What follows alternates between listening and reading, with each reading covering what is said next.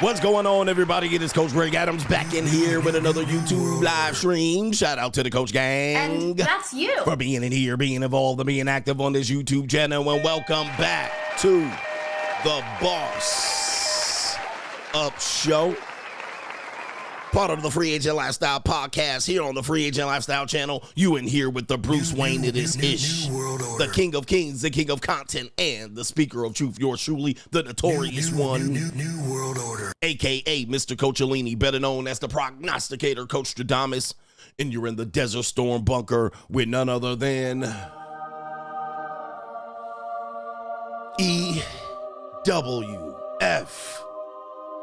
That is every woman's fantasy and the whole fucking show. I'm the CEO Niggero of Fixes Binds LLC, the unbinder, the undebatable, the undisputed best entertainment here on YouTube. You can call me Senor Gregorio Graybeard. The ladies love to call me Mr. Third. Your third leg was just phenomenal. Also the man with one trabajo. That is the Mitch Slapper. You're looking at the anointed one. Acknowledge. The founding father of the After Pill, the junior college sociologist, the Morpheus of the Matey Matrix, the chocolated Confucius, the Black Moses, the deliverer, also known as the man that walks in the spirit of Elijah.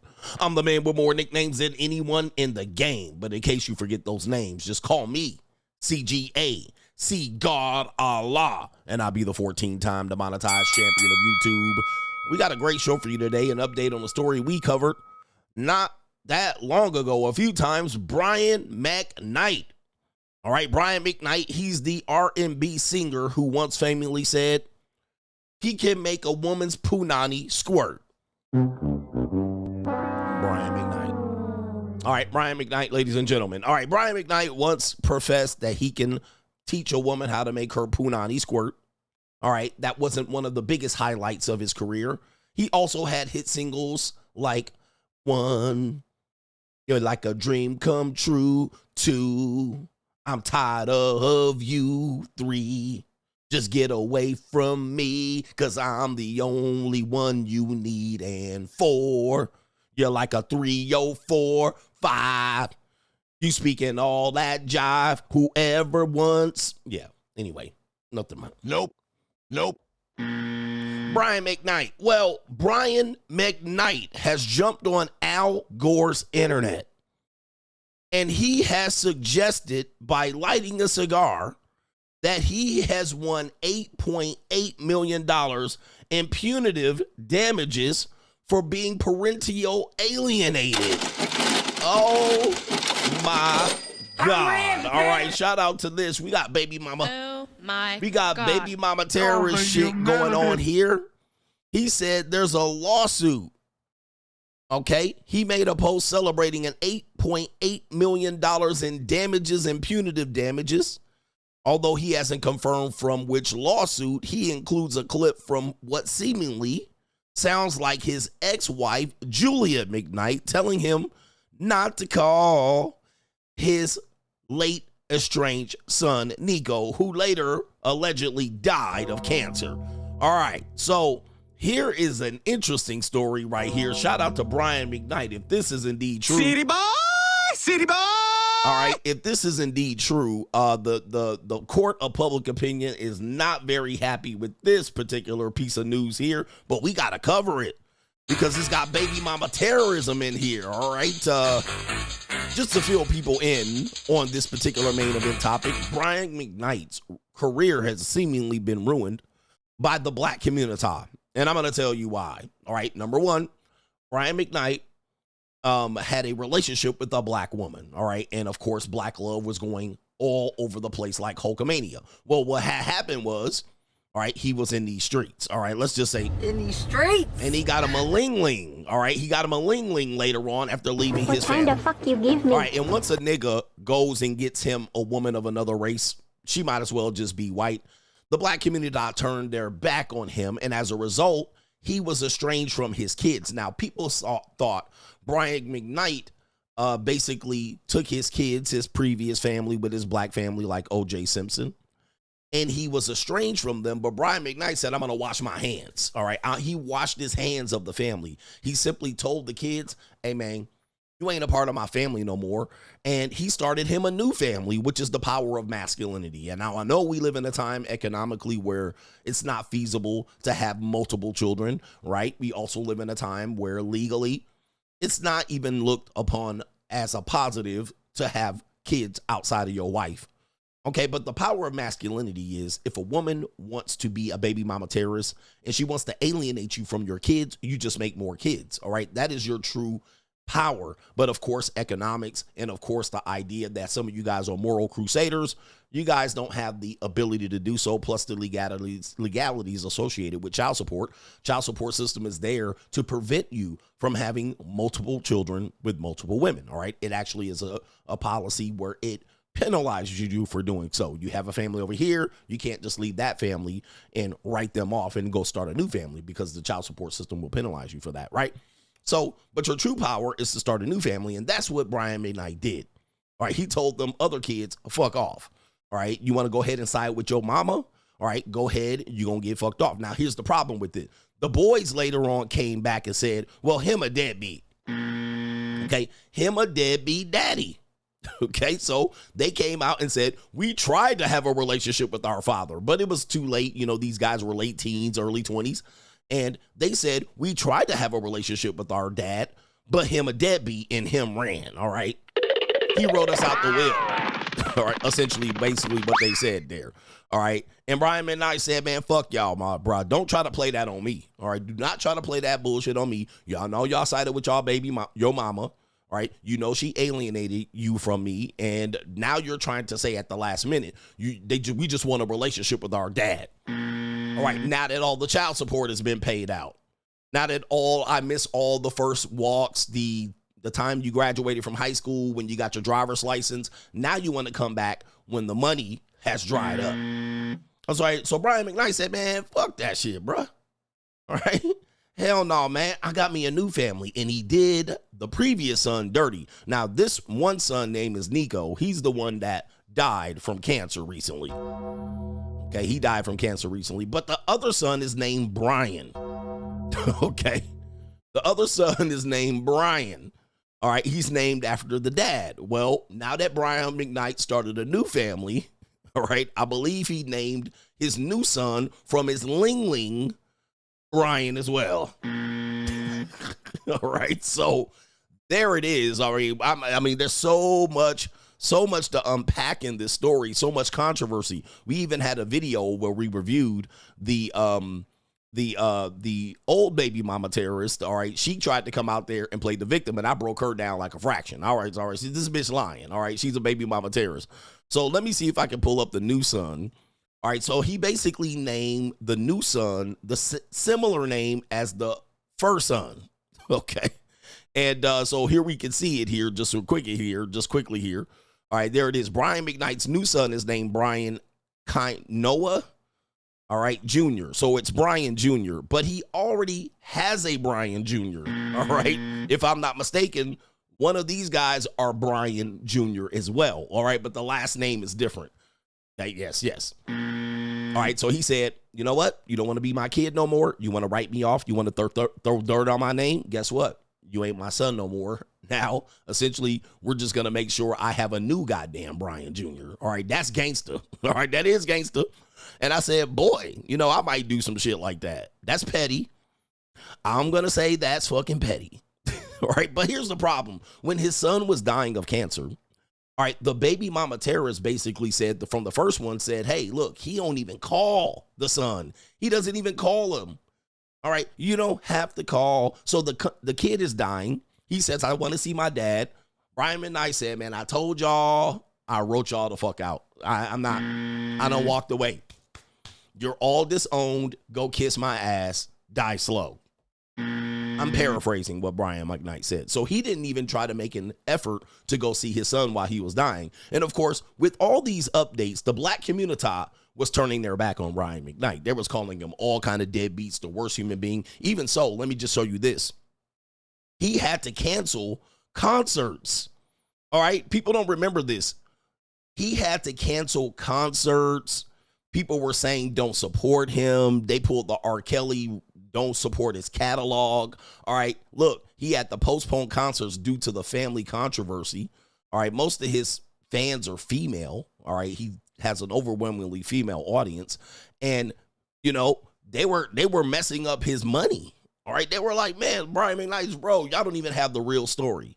Well, according to the update on Brian McKnight, he said, yeah, fuck the court of public opinion. We gonna work this out in the people's court. All right. And he went to the people's court, and he is reporting that he has won $8.8 million in damages and punitive damages. Essentially, this woman, this baby mama terrorist, this venomous, vicious snake, went out of her way to ruin his reputation, his public reputation, so bad and slander his name, so bad that it hurt his career. And he then plays a voicemail of said baby mama terrorist telling Brian McKnight to stay away from the son, Nico, even while he was dying of cancer. All right, even while he was dying of cancer. All right, so he plays a voicemail that says, see, look, I wasn't going to fight this in the court of public opinion, but take a look. All right, this is her saying stay away from Nico. All right. All right, so anyway, we're going to give you that update. Sometimes men, you know, the battle to win with their reputation, it does cost money. And sometimes it costs, you know, it might cost you your career. But at the end of the day, sometimes you have to stick it out just to prove that you were not a deadbeat dad. All right, so this is just a moral victory for him. He's not getting any of that money. We know that, but this is a moral victory for him to come out here and say, hey, listen, all right, I've been in the right the whole time. For men that have experienced parental alienation from a bitter bitch baby mama terrorist, all right, you know how important that is to score a victory like this. This is an important win for him because it vindicates him on paper and in the courts. All right. So when people pull him up, when the you know the peanut gallery says, well, he was a deadbeat and he didn't take care of his kids and he disowned his family, he walked away. He can say, look, based on this is not true. All right. So we're going to cover that here, and we also have J-Lo. All right, Jennifer Lopez. Jennifer Lopez says she has never had anyone love her. All right. Holy mackerel. He has never had anyone love her. Jennifer Lopez. You guys know she's been married 4 times. She has more rings than Thanos. All right. Just about as many rings as Tom Brady and Michael Jordan. Jennifer Lopez, married 4 times, engaged 6. Says no man has ever loved her. Oh, my goodness. All right, boy, accountability is thy kryptonite. J-Lo coming out here. And we also have Straggle and Sniggle Theater. And we have Fuck You Boss Up. All right, coming up next, but to contribute to today's show, $ the Notorious CGA on the Cash App. It is Venmo, Coach Greg Adams TV. It is PayPal, paypal.me/Coach Greg Adams. And that is near the top of the description box on the Free Agent Lifestyle channel. And you can super chat by clicking the link on the top of the live chat. New world order. On the Free Agent Lifestyle channel tonight, ladies and gentlemen. Hold on for a second. Let's get some music on here. Hold on for a second. We're going to get some music in here. And yes, this stream is going to get a copyright. But let's see here. Let me see here. It doesn't matter. All right. It doesn't matter. I don't get paid for the streams anyway. Let me see if I can pull this up. Yeah, here we go. We gonna get it. Hey, let's go. Hey, let's get some background music. Let's go. Woo! Hey. Tonight, we started Las Vegas with the Coach Gang. We got a small group of men coming out here celebrating the 50th birthday of the Notorious CGA. Hey, let's go. We gonna start it off tonight, brothers. All right, and if you're in Vegas, hop on through. You gotta go ahead and get your event ticket. You gotta get your event ticket. But yes, this is the last stream before you see me. I'm gonna be 50 years old. All right, here we go, man. Let's go. When I release, you lose teeth like little C's. Nigga, please, blood flood your dungarees. And that's just the half of the war path. Laugh now, cry later. I rhyme greater than the average player hater and spectator. Buy my CD twice. What? They see like, yo, he nice, but that's on the low low. Hey. Let's go. I pull out foes and go up in their clothes. Short day niggas, a dressing rain picker. Walk the rain nigga, that still tickle me. I used to be as strong as Ripple B, till little C's cripple me. Now I stay hard like my girl's nipple be. The game sour like a pickle bee. I know the rules. Went from BK to New Jerusalem. Think about all the planes we flew, bitches we ran through. Now I'll get my game flat. I want my spot back, take two. Motherfuckers mad cause they knew niggas envy us. Too many niggas on my dick, shit strenuous. Let's go. Move with such stamina, slugs miss ya. I ain't mad at ya. Let's go. Blood rushing, concussions ain't nothing. Catch cases come out frontin', smoking something. Sipping white Russian, bitch in the Benz bumping. What? The system. Face it. Yeah. Let's go. 50 years old. Let's go. Tonight, let's go. Smoke the weed up. Long kiss. Yes, it's tonight, man. Hey, that this might be tonight. Let's go. Boom. Hey, tonight, baby, let's go. Look at them leaving. That this might be tonight. Let's go. It's it right here. The Big 5-0, man. Let me tell you something, man. Hey, listen.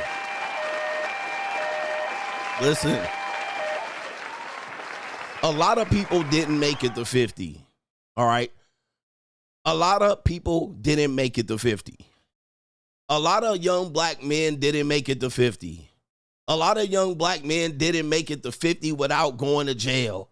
A lot of black men didn't make it to 50 without serving a bid. A lot of men grew up just like me, and they in jail and in prison at 50. All right. But I made it, the Big 5-0 Sunday, but we celebrating last night. All right, I started it last night. The turn up started last night. I was out in Vegas. We're going to have a short show today, all right, because I'm going to get ready. All right, I got my massage therapist coming through. I'm going to sit up with my personal trainer, and then we're going to start tonight, all right, for everybody that's here. And not only did people not make it, people didn't make it in good health and good wealth. All right. I'm in good health. I'm in good wealth. I bossed up. I got a little bit of money in my bank account. I'm riding dirty. All right. I'm riding clean. I got young bitches. Okay. And I'm going to tell you, man, let me just tell you, my 40s started off slow. I had a baby mama terrorist. I had child support debt. I was near bankruptcy, if not bankrupt. All right. I was thriving in my businesses, but the system was against me. And I started the free agent lifestyle. And when I started the free agent lifestyle, I was ridiculed. Everybody told me I was a lame. I couldn't get bitches. But I saw the vision of what I wanted my life to look like from 40 to 50. And I said, I'm going to see it through. No matter what people think. And I said, I'm going to pay my dues. I'm going to repay my dues to myself. I'm going to start my life over and reinvent myself. And I'm going to have a new philosophy to guide by. Now I'm in better now. Coogee sweater now. I'm living better than the people who said the free agent lifestyle wasn't it. They told me to go mac these hoes and spin plates. And I said, nah. I said, fuck them bitches, man. Fuck bitches get money. Chapter 9 of the free agent lifestyle. And I said, last night, as I was sitting in, the bounce back. Okay. As I was sitting in the Bellagio, I'm in the Bellagio. I bought me some new sunglasses. Okay. I was looking at new wristwatches to buy for my birthday. I was sitting in the Bellagio and I said, my 50s through 60s are going to be epic. Okay. If you thought 40 to 50 was amazing, I said 50 to 60 is about to be lit. All right. I'm about to go ham. For the people that are going to watch this, you're not going to understand because you're not going to see chapter 1, 2, and 3. Y'all going to forget. You're going to forget. You're going to forget how it started.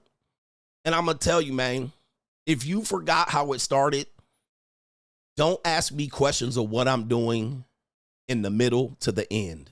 The shit is about to go ham. I'm about to have an epic 50 to 60. An unprecedented epic 50 to 60. Don't ask me why I'm doing shit. I'm doing shit. If you see me with 2, 3, 4 fat women just enjoying poking on porkers, that's what I'm doing. If you see me on a yacht with a 19-year-old girl, that's what the fuck I'm doing. If you see me on a yacht in Monaco with an 18-year-old girl, that's what I'm doing. Okay? I'm an empty nester. My son's in college. My daughter's an adult. All right? I don't have to buy big bottles of ketchup for my house. When I go shopping, I have to buy little bottles of shit like this. You know what I mean? I don't have to buy big cans of mustard and big 2-liter cans of mayonnaise. I just have to buy little shit like this, all right? The shit gonna spoil, all right? Nobody lives here. I'm not cohabitating. I don't have a long-term relationship that I'm tying me down. If you see me hopping from here and there, all right, it is what it is. I'm an empty nester. I'm single. I got money in my bank account. I'm beautiful. I'm handsome. I got muscle on my body. Man, what the fuck? I'm in good shape. I got a 4.5 pack. Do you realize I motherfucking won the game? I broke the game.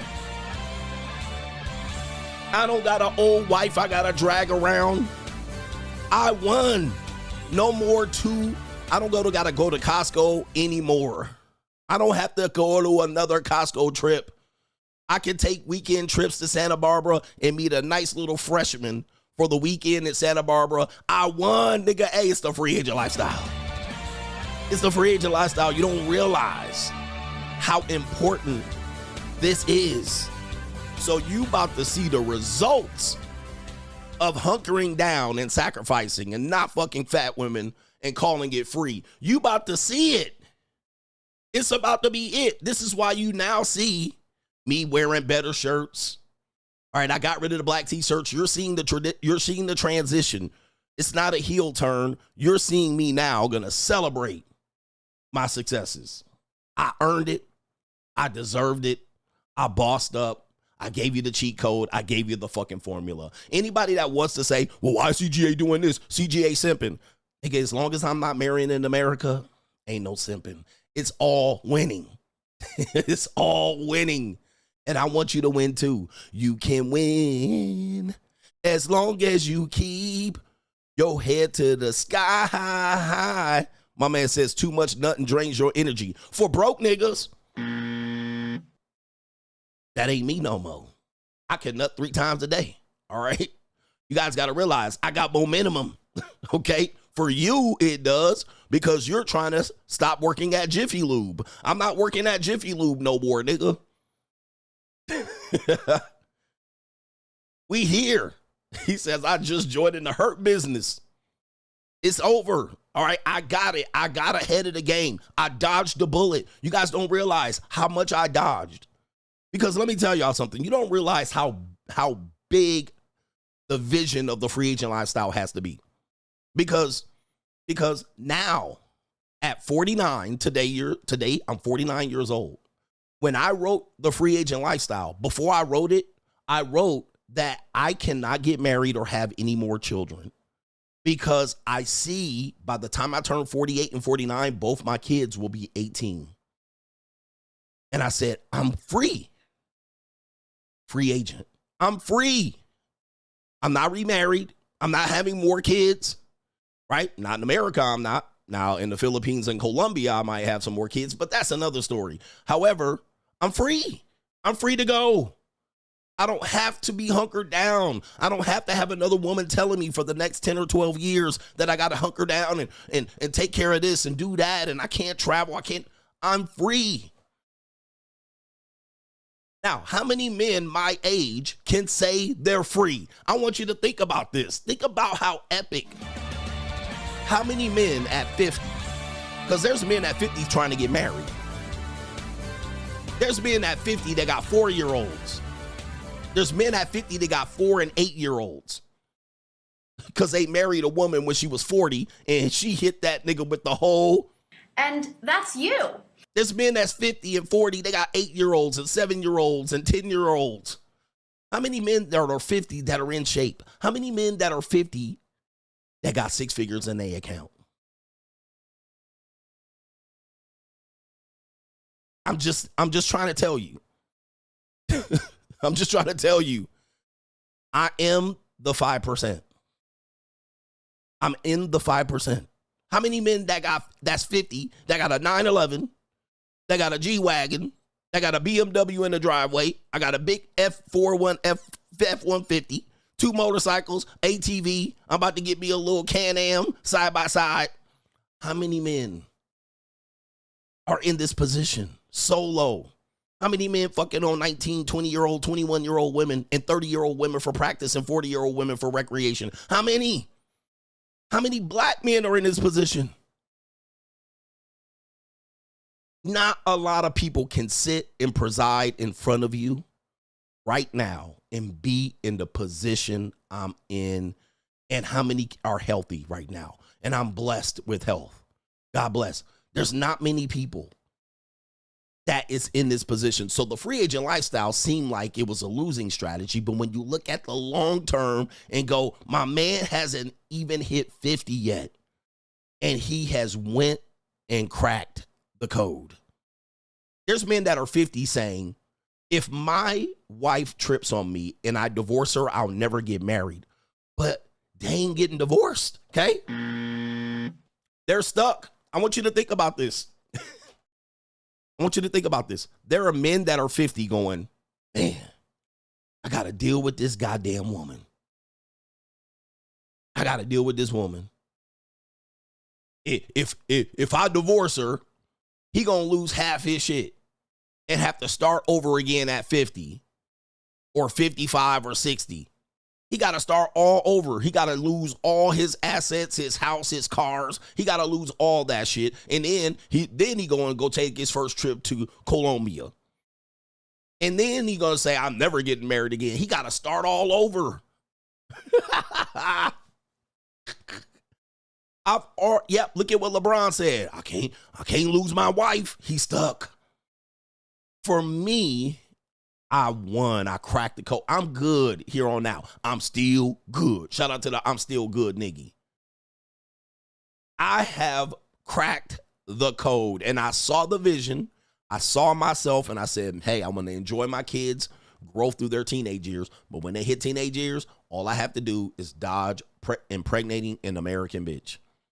All I have to do is dodge impregnating marrying an American woman. That's all I have to dodge. If I can dodge that and get to 49 and 50, I'm going to win. Coach, you're going to be lonely. I want you to watch how lonely I am, because the shit is about to get mad debaucherous. It's going to get creepy. You're going to start saying Coach out here showing himself with young women. Okay, because that it's already been happening, and some men have been losing their fucking mind. All right, I'm gonna just tell you, on the Notorious CGA channel, I've been showing you a little bit of a glimpse behind the scenes. All right, and dudes have been losing their mind. All right, press 1 in the chat if you've seen some dudes lose their mind about what I've been showing on the Notorious CGA channel. All right, they can't handle it because they wanted me to still be in the same hole as I was 10 years ago, and I told them, I said, I'm not going to walk your walk. You want to be out here doing seminal retention. You want to be out here just going your own way. Right? You want to be doing that. But they're out here watching it, and they're going this, and then you're going to say, Coach, you changed up and you said you wasn't going to have girlfriends. I said that when I was building myself. I'm built. The building's over. Okay? Now I can go back and see things from the other side. When you see me on a yacht in Monaco with an 18-year-old teen, a 19-year-old teen, a 20-year-old teen, ain't nobody going, well, I wouldn't date a woman that young. Well, because you're broke. That's why. You're broke. All right. And you're in the matrix, and you don't have a choice but not to. So go ahead and date that 46-year-old soggy ass woman. Okay. But you're looking at the total package. You're looking at the finished product. That's what you're looking at. This is what you aspire to be. You don't just go free agent so you can just be a lame loser. You go free agent so you can win. And what you're about to see is I'm about to run up the score on the free agent lifestyle. I'm about to run up the score on the free agent lifestyle. I'm about to run up the score on the free agent lifestyle. I'm not stuck with no ugly ass wife. I'm not stuck. The score about to be run up. We about to run up the scoreboard. All right. So that's the goal, from 50 to 60. And I said that's what I'm fixing to do, and I'm going to do it. I'm rich, bitch. Coach out here tricking. I'm about to trick at an epic level. I'm about to trick so hard. You ain't seen tricking yet. I could never, and you never will. You're about to see some life tricking. I'm about to trick on life. I'm about to trick on life. So whatever y'all got to say, there's no rules anymore. I beat the rule book. Okay? Listen, I beat the rule book. Whatever rules y'all have about how the world's supposed to work, I beat it. And I don't have what I want to have yet. It's going to happen. I'm not where I want to be yet. But at this particular point, I don't have to live by your rules anymore. I don't have to live by the rules of the nigga community. I don't have to live by the rules of the fake perpetrating pimps. I don't have to live by the rules of the individuals that want to build communities and save these motherfucking soggy ass single mothers. I don't have to date black women. It's about to get motherfucking litty. 40, 50 to 60. Oh, I'm going to show you this life. I'm going to show you. And you're going to see it on the gram. You're going to see it on the Notorious channel. You're going to see it on the Free Agent Lifestyle channel. You're about to see it. All I got to do is not get a case like Diddy.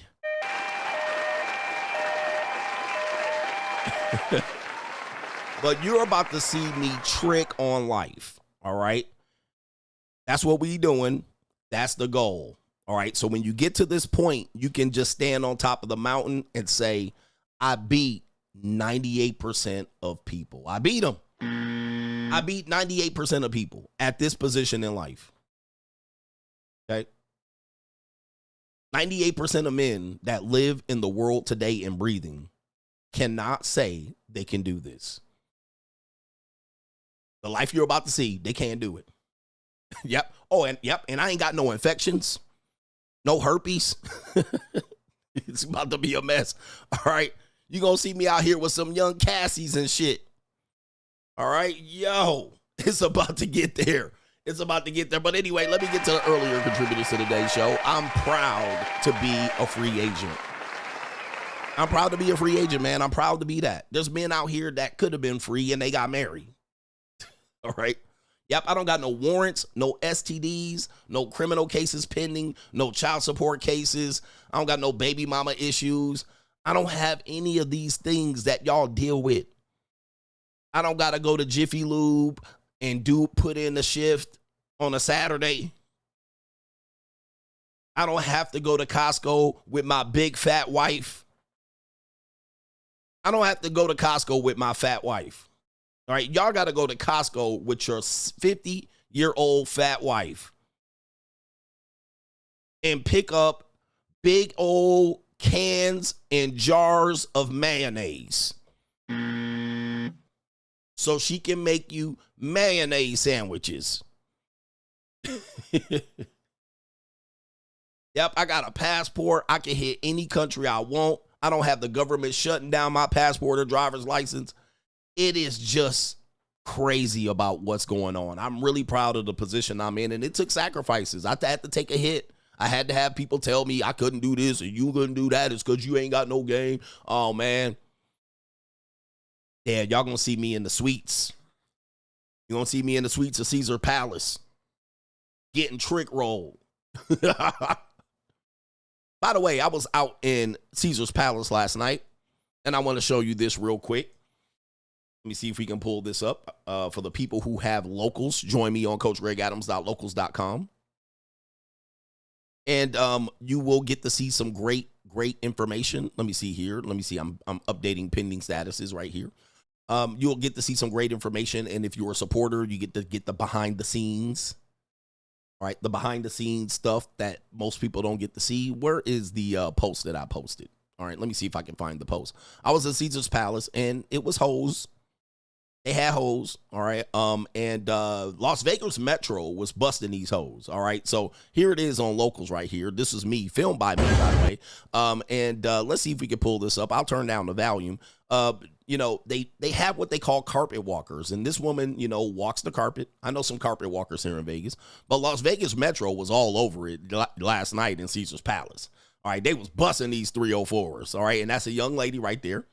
She act like she didn't have her ID. What these girls do is they don't come with ID. They pimp, tell them to not bring an ID. Some of these girls are renegades. And what they do is they carry around a little purse. You'll be able to identify them. Sometimes they wear clothes for easy access. And this woman is not wearing clothes for easy access, but you can tell she ain't got no business there. They sit by the slot machines or they walk around by the gambling areas and shit like this. But Vegas Metro was all over it with this young woman out here, and she got a pass. All right, they let her go. Okay, they let her go, but sometimes they can ban them from the casino. Sometimes they can arrest these young ladies and they'll hold them for 48 hours and they'll have to pay $1,000 to get bailed out. Yeah. There it is. Those are the women that I'm supposed to add baggage to. Okay. Coach, you adding baggage to these women. I guarantee you that woman's no older than 22 or 23. All right. All right. Her life is gone left. All right. That woman by 26 will be trying to become somebody's sugar baby. All right. She'll try to get off the blade. All right. Get out of the hotel casinos. Some of these girls at the first of the month. All right. They hit the carpet. All right, and the carpets are busy. They go to the lobby bar over at the Aria. All right, so this is typical shit that you see in Vegas, but they turned out, bro. All right, they turned out. I can't tell you how many young people go through these things, especially young women. They live lives that these young men don't live. But let's get to the contributors to today's show. It is our brother, Claude. He says, happy birthday, Coach. Thanks for what you do. I hope you getting the recipe. The recipe is here. Shout out to you. Preston says, men say it was free because they were wasting time regardless. Oh, that's, you know, Preston, that makes sense. They were wasting time anyway. So wasting time with a woman doesn't seem like much of a waste, does it? Shout out to our brother. It is Twin. He says, happy birthday to the GOAT, JUCO time. That's a co-sponsorship. Let's go. I'm rich, bitch. All right, shout out to Twin. All right, Angry Little Dude says, Sensei, your knowledge is unmatched. Time to boss up. Let's go, boss up, man. Look at your timeline. Boss up, nigga. Set your goals. Write it down. All right, put them into practice. Make the sacrifice. Put a timeline together. Your 1, 3, 5 year timeline. Your 1, 3, 5 year timeline. And then look at yourself and go, am I going to hit my stride? Shout out to our brother, Mr. Inquisitive from yesterday. Our brother here. Suave Genius, the happiest women I know worship and respect men, probably because they are well taken care of in return for their submissiveness. No government name says happy birthday. Have a great birthday weekend. We appreciate all you do. That's a co-sponsorship. Shout out to the brothers that got paid this weekend. What? Shout out to you. All right. To no government name. Augustine says, I've been a single dad for years and someone accused me of only wanting to date women without kids just to use them. I said, didn't you date with no kids to become? He said, didn't you date without no kids to become your kid's stepdad? The whole table went awkwardly silent. All right. Nobody, look, man, look, you're using them. You're using young women. All right. I'm not using them. All right. They're getting what they want out of the deal. Kevin Sullivan says, happy birthday to Mr. GOAT Adams. I wish I could come out this weekend to celebrate, but this is my weekend with my kids. But anyways, just wanted to give you some shillings. Also, make sure you playing some snow this weekend. You know, that's a co-sponsorship. I'm rich, bitch. All right, I'm playing in snow this weekend for certain. All right, that is on the menu. All right, that's my gift to myself. I am so happy and grateful that the Lord has blessed me to play in some snow. That is my gift for myself. All right, I'm gonna do Ko-Fi coming up here, but I'm gonna do PayPal to even the score. All right, I'm not gonna play with Linglings this weekend because, well, I mean, the whole November and December, I'm gonna be with a whole bunch of Linglings. All right. Shout out to our brother Prayers Francais, says happy 50th birthday, coach. Acknowledge CGA and the free agent lifestyle. The free agent lifestyle is going to make more sense when you see me living the results of the free agent lifestyle. That's the important thing. J. Cool says, for someone at my level, I'm winning, not a high level, but I'm still good. He says, forget society. He says, either they don't care about me or all they want me to do is conform, and even then, they don't care about me. So once again, F society and culture, free agent lifestyle for life. My married friends, nope. Think about it. Married men, all right, great divorce. I don't have to think about a great divorce. Like, I want you to think about how strong of a thing that is, where I'm not looking at myself as an empty nester, and then 2 years later, 3 years later, 4 years later, my wife divorces me at 55. All right, shout out to Caitlin, says, congratulations on making it to half 100.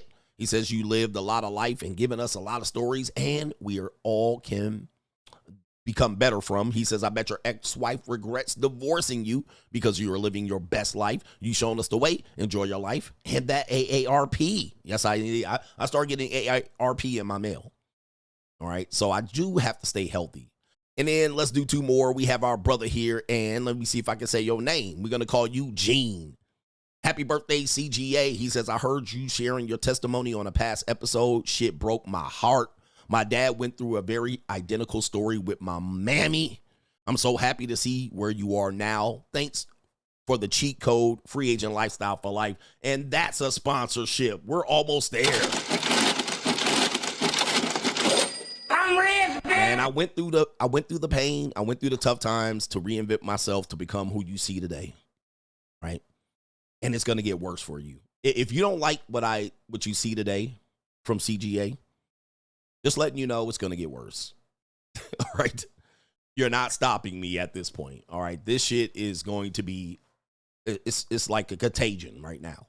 All right. This is going to get worse. All right. Whatever you see on the Notorious CGA channel, all right, whatever you see in terms of who I'm dating and who I'm tricking on, and that is going to get worse. All right. It's going to be in your face worse. Okay, just letting you know, man. All right, because I know, man, the shit looks bad. I know it was a shock to see. It was a shock for many people to see it. You had to look at this shit. Oh, we out here putting 304s on thumbnails? Yep.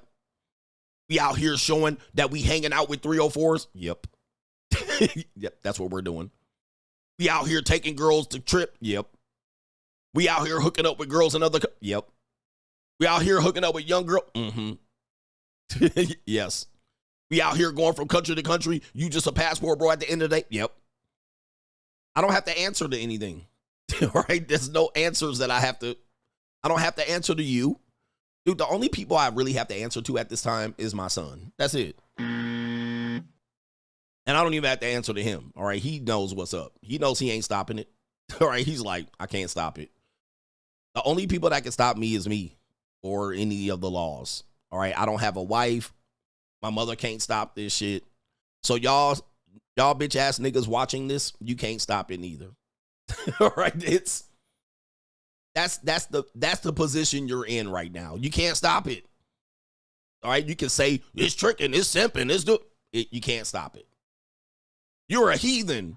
You should get married. All right. Who's going to tell a man that's going to be 50 years old in 2 days that I should get married? It'd be better for you to settle down and get married. Like, why?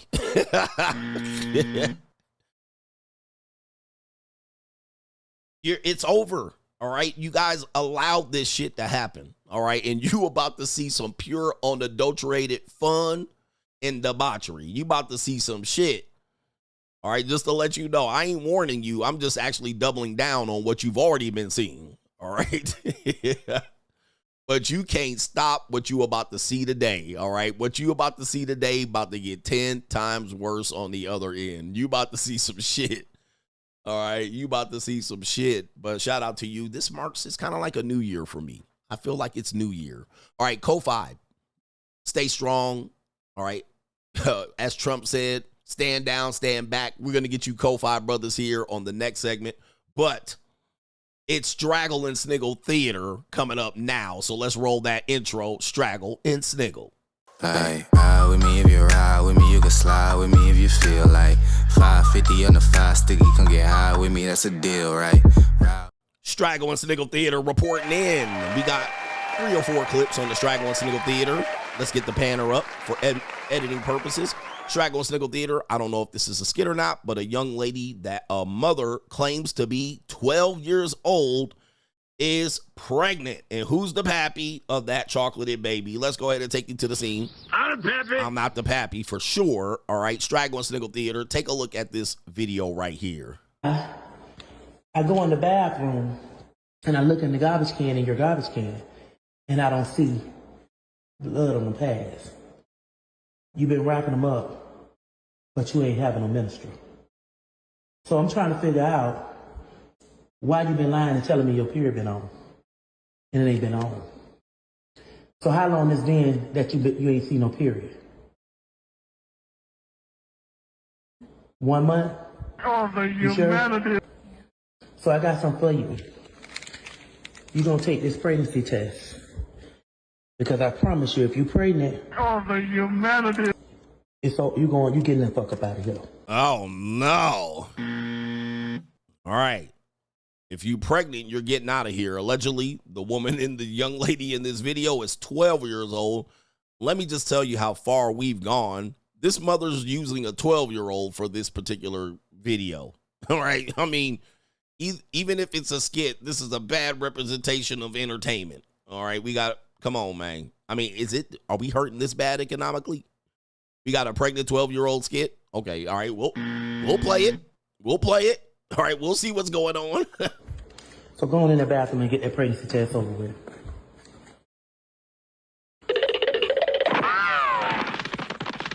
Go right on in there and take that pregnancy test. Because if you're pregnant, you get out of my house. You're 12 years old. You ran away about a month and a half ago, and that situation took place with them boys. I ain't no fool. Oh. I already know. And don't run no water. Don't run no water. I want you to pee on that thing. Don't run no water. What? Cut that water off. What the hell? You better not put no water on. Oh, my God. Pee on. No. I'll come in there. Yeah. I'll come in there. Now hurry up and use that bathroom. You better pee on it. You better pee on it. Oh, my goodness, man. What? Silence, you fool. Yikes. Where's CPS when we need it? I'm gonna know if it'll show if there's been water on it, because it'll mess it up. It'll mess it won't show no lines at all. No lines at all. So you better pee on it. Oh my I'm goodness. waiting out here for you. Hurry the fuck up and pee. Oh, Not Jesus. playing with you. This is terrible. Yeah. Uh-oh. Oh, no. Oh, You peed on it?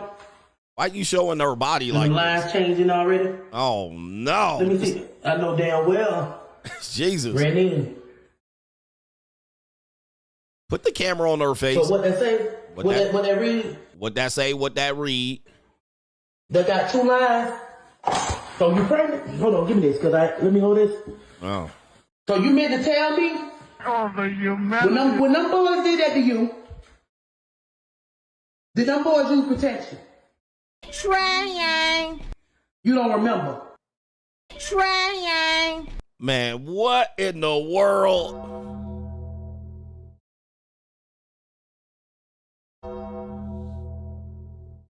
Now, let me just tell you, in places like Milwaukee, Minneapolis, Gary, Indiana, Indianapolis, you know, in these places, nigga areas, Buffalo, Rochester, New York, this is a reality. Just so you guys know, this is why I always tell you from 8 to 12 when you're dealing with young women. I have a family member who had a child at 12. All right. So this is not out of the realm of possibility. I know it's possible because even in my own family, all right, this has happened. All right. But you do have to watch out for your young ladies when they fast tail women. All right. And especially if they're in the low income areas or middle to low income areas. Trying. It doesn't sound like it's going to be possible, but it will happen. All right. Places like Detroit and Chicago, these things happen. All right. And sometimes these boys be on these, the boys be 16 and 15 and the girls be 12 and 13. It happens. All right. So people are going to say this is a skit, but this is certainly something that many people can say happened near them or in their family. Okay. So, she said, when them boys was doing that to you, did they use protection? Obviously not. I mean, come on. Let's continue. But you let that, your ass gotta go. You getting the fuck up out my house. You getting up out of my house. Get your shit, pack it. You're going to stay with your daddy. Going to stay with your daddy. I think it's a little too late, all right, for that. Certainly in places like Miami Gardens, anywhere in the rural South. All right, this happens all the time. White folks, yes, this happens all the time in the rural South. Niggas, this is how they do. All right, and it was even worse about 20 years ago. 20 years ago, for sure.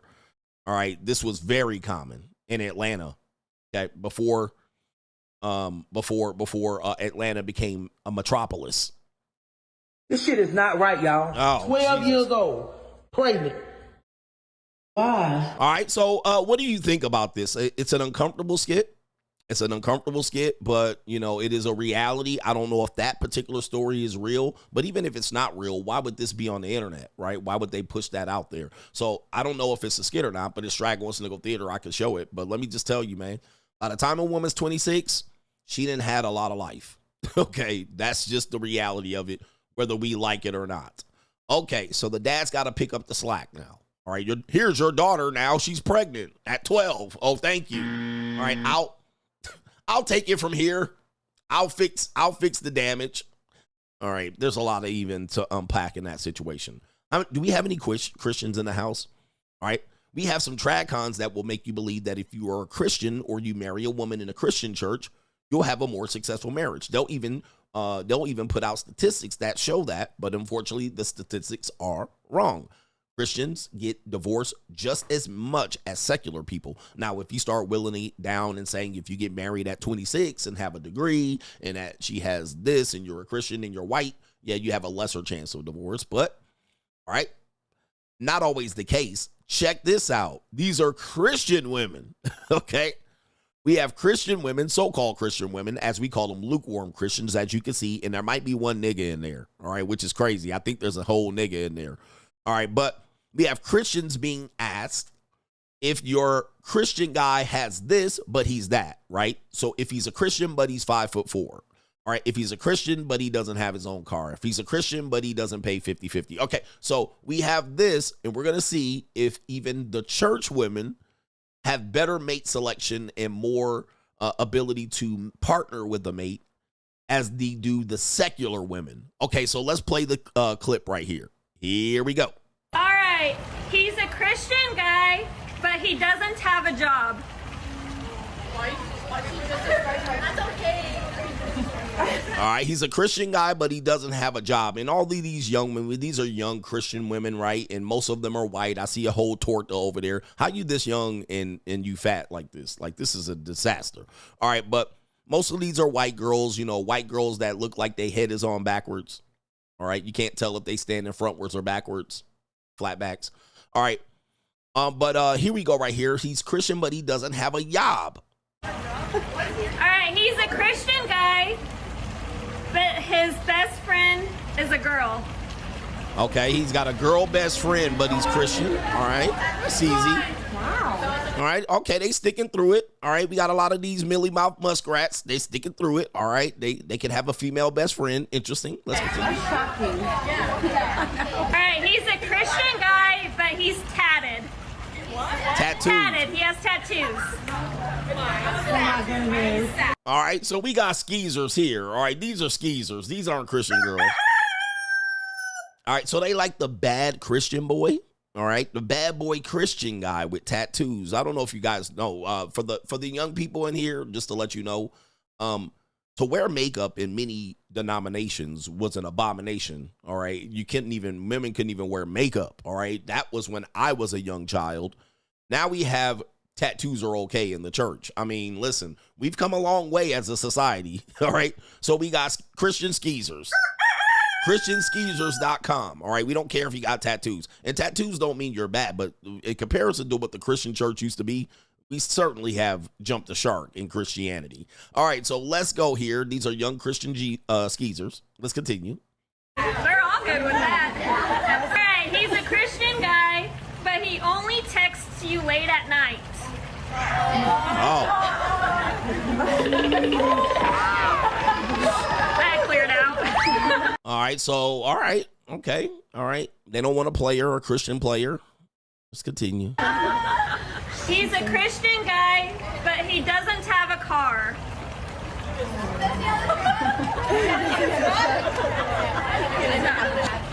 All right, so they were with that one. All right, they were with that one. He don't have a car. That's interesting. So he can have tattoos and no car, and they were good with it. All right, interesting. This is interesting. This is interesting. This doesn't represent all Christians. All right, but this is interesting. You don't need a car, all right, to date these muskrats.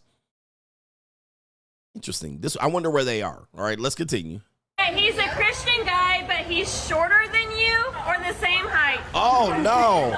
Shorter than you or the same height. Yo. Okay, so he can have tattoos, no car, but he can't be short. All right, shorter than you. And there was a couple of tall iron aboard flatbacks, but a lot of these, look at these, man. Somebody said the knock knee girls. Look at all these knock knees out here. All right, these are stock factory issue women. All right, if they just said, all right, let's just pull a woman off. We need one woman right off the assembly line. Here she is. No muscles, no squats, no nothing. All right, no flat tummies. You know what I mean? Stock, just basic transmission, basic, normie brain. All right, basic normie brain. So no short dudes for the Christians. Oh, y'all cooked in Christianity. All right, so let's continue. Of course, the Pog is fine with that. The Pog is fine. All right, she knows she ain't got no hope. He's a Christian guy, but he wants to split the check 50-50. Wow. Oh, no. Oh, no. So he can have tattoos, no car, but he's got to pay for dates. Look at the Torta in there. Torta sticking in there. She about 4'11". All right, shout out to the Torta. But look at all these knock knees running. Look at this one. 84 got knock knees. All right, none of these women got no ass. All right. And they out here with this. Okay, so no splitting the bill 50-50. Most of them dipped. All right, wow. Let's continue. They said, know your worth. Even the Christian girls, know your worth. But when he's a teenager. Okay, he's a teenager. All right, Okay. he's a Christian guy, but he follows Instagram models.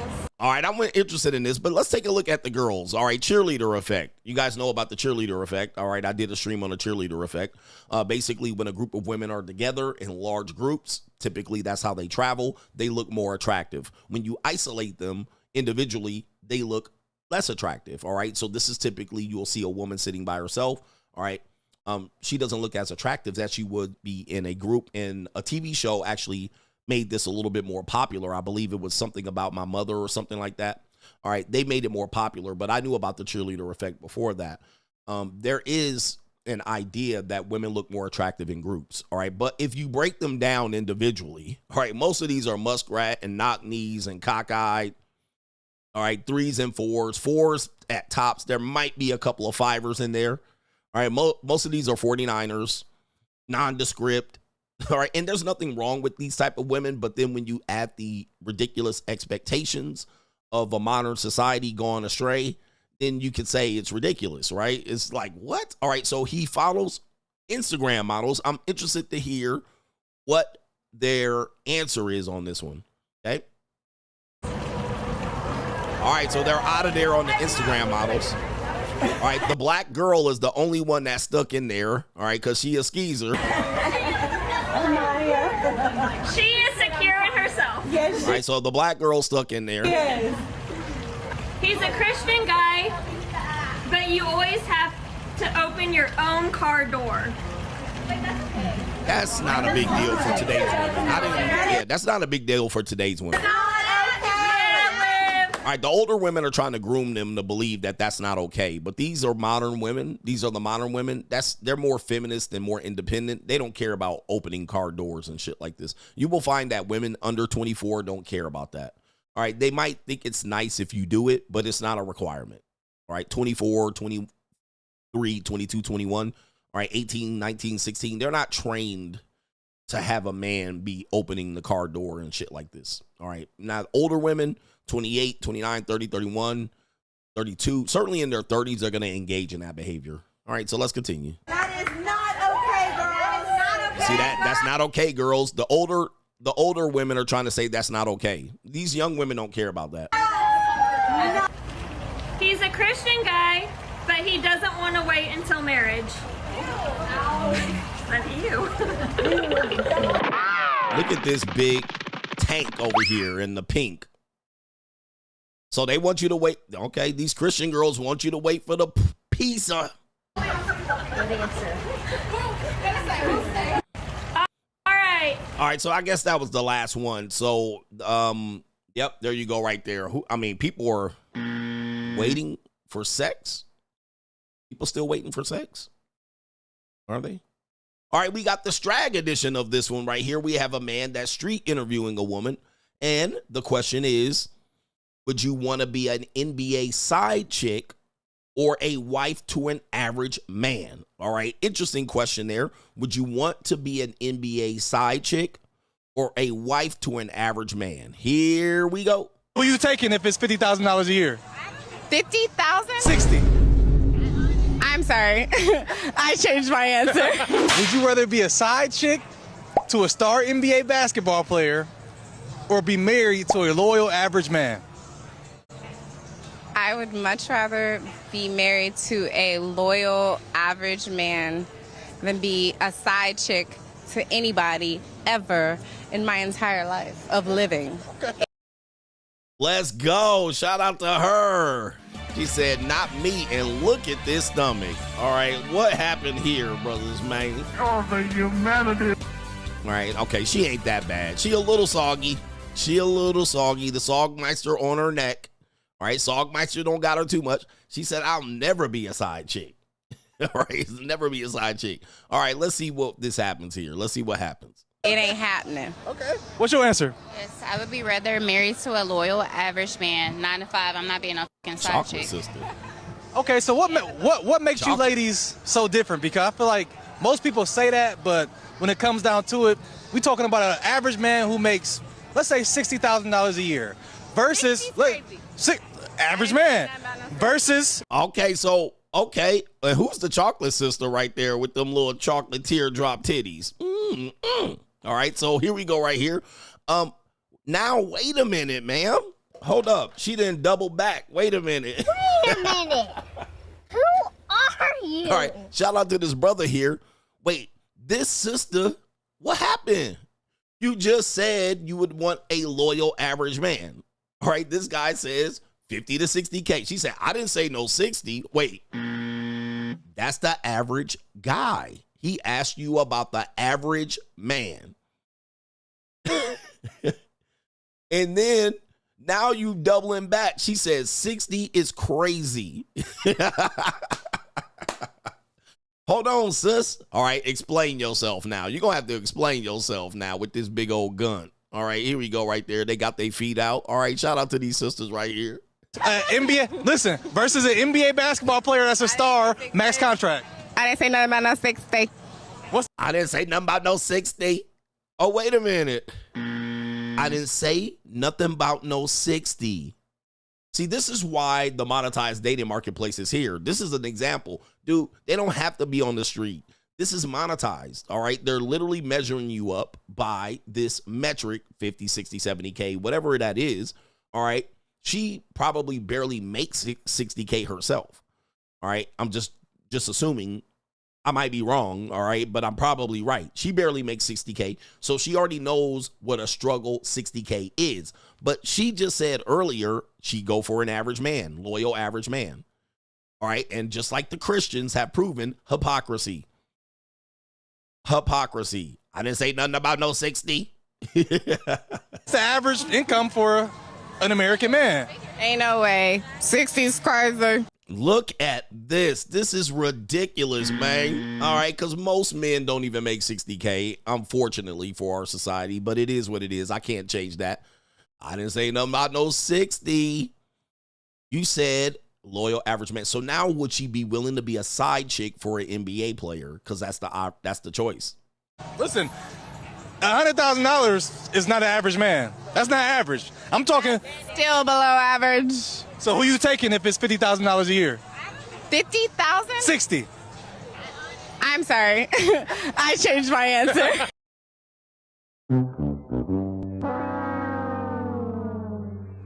Bruh. Now, here's what I'm saying here. This is why I tell y'all, that doesn't mean she won't have sex with a man that doesn't make that, right? We already know there's poverty penis out here. So she'll get dick down, and she'll come over here and get dick down by me, right? So I'll come over here and wine her and dine her, and then we're going to be 69ing. So we're both going to book in her. We're both booking her because she's going to get hit back and forth like a ping pong. What'll happen is she'll believe she can be over here with a nigga like me, and then be like, all right, I'll do him and I'll finesse him. And then she'll go over there for some poverty penis, and she'll just get back and forth. So now all of a sudden she wants to change her answer. Is this woman eligible? As Aaron the plumber would say, do you qualify for a man that makes 100K? Okay, with a max NBA salary of $25 million a year, do you qualify even as a side chick?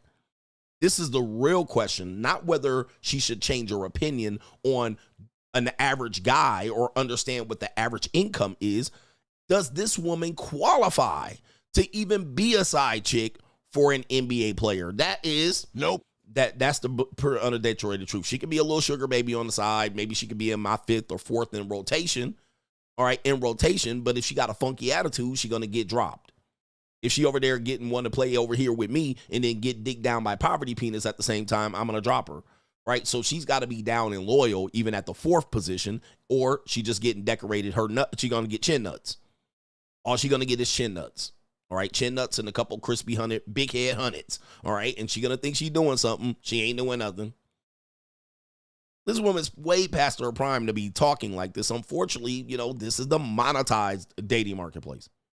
Again, dudes will say, yeah, a poor guy's dicking her down. Yeah, there are. That doesn't mean that they're getting very far with her. They are getting them sweet, viscous, watery guts. All right, like our brother said, Steph is cold. They're getting them watery guts.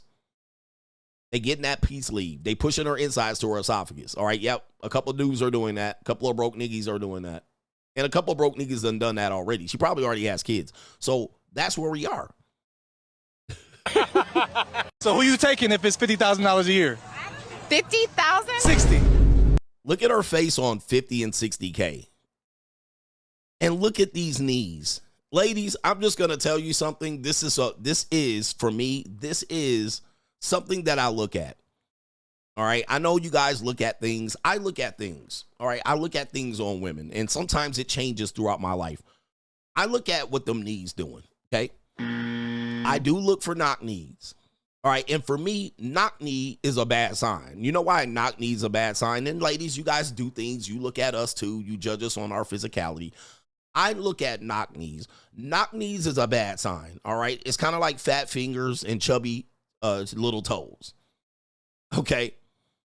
Knock knee is a sign of laziness. All right. That is a sign you're going to be a fat woman. I mean, because that means what's going to happen is look how skinny her legs are at the bottom. And I'm just doing this as a sign to show people your legs are super skinny at the bottom. But as I scroll up, the hips starting to widen and the stomach gunt start to push out. So what that tells me is you one lazy bitch. All right. This is a lazy broad. And she gonna get fatter around above the kneecaps, but skinnier below. So if she puts on a pencil skirt, she gonna look extra curvy and thick. But look at where the knees all locked in at the back. This is a lazy bitch. All right. When I see this, I'm like, this woman is never gonna be in shape. Like, she's never gonna get in shape. Meaning that if she loses her shape, which she will, all right, they all do, The likelihood of her getting in shape with these knock knees and knees all locked in backwards look like her kneecaps are on the back. There ain't no way. This is a lazy bitch. All right, this is what I say here. And for me, if I'm going to invest in a woman long term, I'll look at the knee area. All right, I'll look at this shit with the kneecaps in the back. All right, and the knees all knocked in and the V at the bottom. All right, the piece of slice at the bottom, I'll be like, nah, she ain't long term. She's not long term. All right. She's not a long-term woman. That means that woman has never exercised. She's never been on a treadmill. She's never ran. She can never run for her life ever again. All right. And then, you know, if there's extra cankles on the bottom of it, it's a wrap. All right. I'm like, bro, this is the girl I'm just going to fuck. All right. That's all. All right. That's just how I look at it. I know people, you know, wonder for things, but if you're a young man, you do have to read these signs. And as you can see, she extra sloppy and soggy here with this corset holding in everything like a busted Pillsbury biscuit can. All right. With this being said, when you're looking for a long-term mate, this is an important quality that many people miss. I mean, this is a badly built woman. Because dudes will say she's thick, and I'm like, bro, that's badly built. She's built very poorly. All right. She's not built for anything but breeding. All right, I can breed with that woman. That's about it. I know these aren't things that people telling us in our society that we shouldn't worry about and we shouldn't judge people, but they judge me all the time. They be saying I'm bald and gray hair and this and that.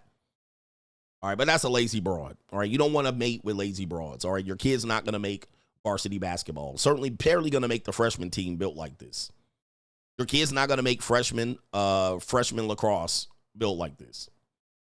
All right, they're going to get cut from the team somewhere around 8th grade travel ball. All right, your kid's going to get cut in 8th grade travel ball. I don't care how much you pay and sponsor, your kid's going to get cut. You're going to wonder why your kid can't catch, can't throw, can't run. It's because she built like that. Anyway, that's Straggle and Sniggle Theater. This is for information and entertainment purposes only. Like, ride with me if you ride with me, you can slide with me if you feel like 550 on the 5 sticky, come get high with me, that's a deal, right? Straggle and Sniggle Theater. All right, we back. We got 2 more segments, but we got Ko-Fi, man, because we got the people chipping in on Ko-Fi, so we need to acknowledge the Ko-Fi brothers over there. Here we go. We're rolling all the way down, rolling the way down. We got, okay, we're on the 17th, so we are way down here. I knew it.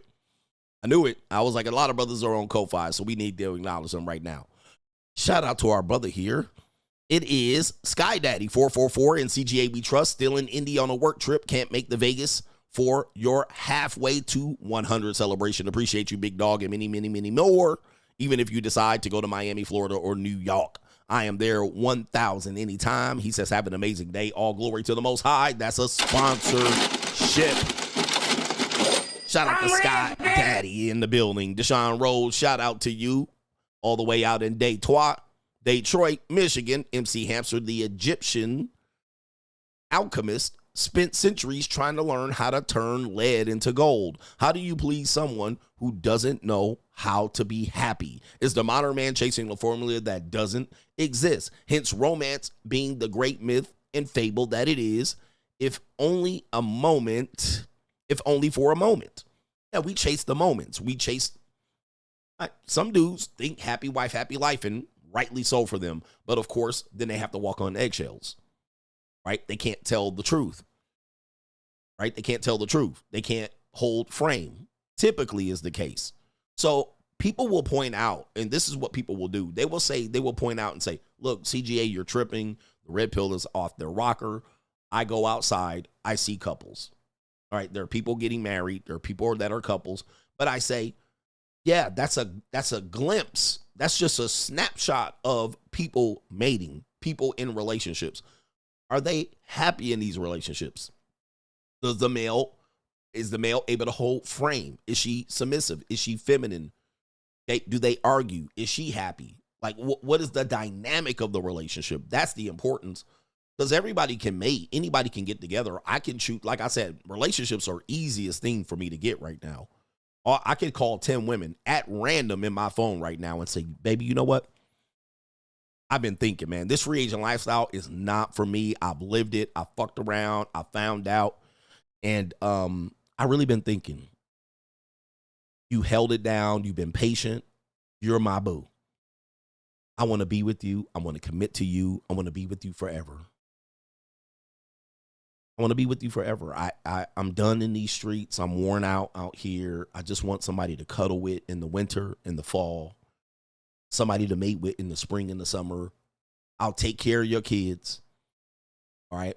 I'll take care of your kids as if they were mine. I want you to be my boo. All right. It's you. All right. I will forsake all other ladies. All right. I don't want to be out here being non-monogamous anymore. It's you. All right, so do me a favor. Why don't you get on dress, put on your red dress, and slip on your high heels and some of that sweet perfume that sure smells good on you. Slide on your lipstick. I want you. You can move into my house, baby. All right, I'm gonna give you the big closet. All right, you can put your car in the garage. I'll put the 911 outside. Cause I just wanna make you feel beautiful, girl, that's all I wanna do. Girl, just let me make you feel beautiful. I wanna make you. Them girls gonna be at my door. At my door. You know how many 40, 50-year-old women I can hit that right now? They gonna be at my goddamn door right now tonight, dressed up, ready to go. I'm gonna be like, oh, look at this fucking line. Look at you fucking hens. You badly built hens. Look at all these fucking hens at my door. All right, it'll be like a bird seed. I'm going to be out here all kind of bird seed on my lawn. Them bitches going to be out there like this. Okay? Bitches going to be out there clucking with they big ass gunts and big lumpy booties. All right? They done put their hair all in. They done tuck their bonnet out. Bitches.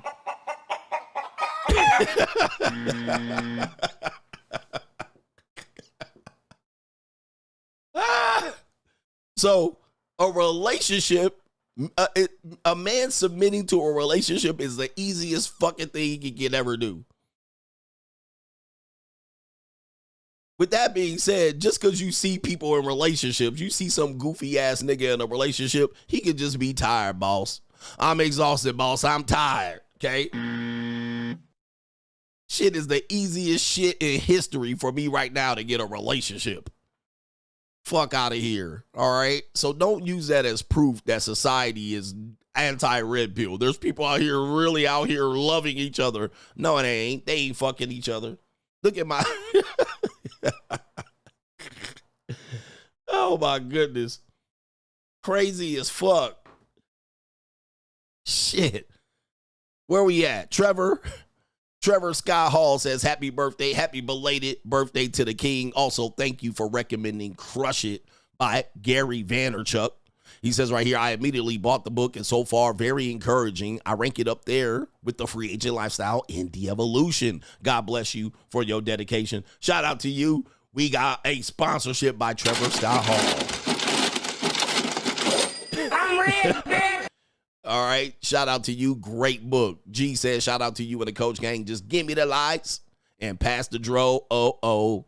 Plus another bottle of Mo. He says we going to learn the lyrics. Happy birthday, Milk Dud. All right. Shot X says, happy birthday, Coach. Much love and respect. Shout out to the Coach Gang.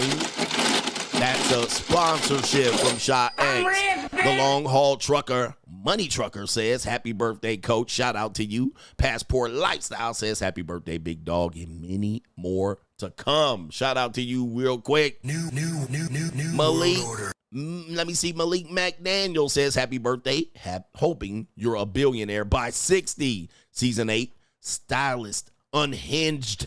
Looking like a Southeast Asian underworld crime boss from Tekken for the win. Shout out to you, man. We out here Ricky Tan style.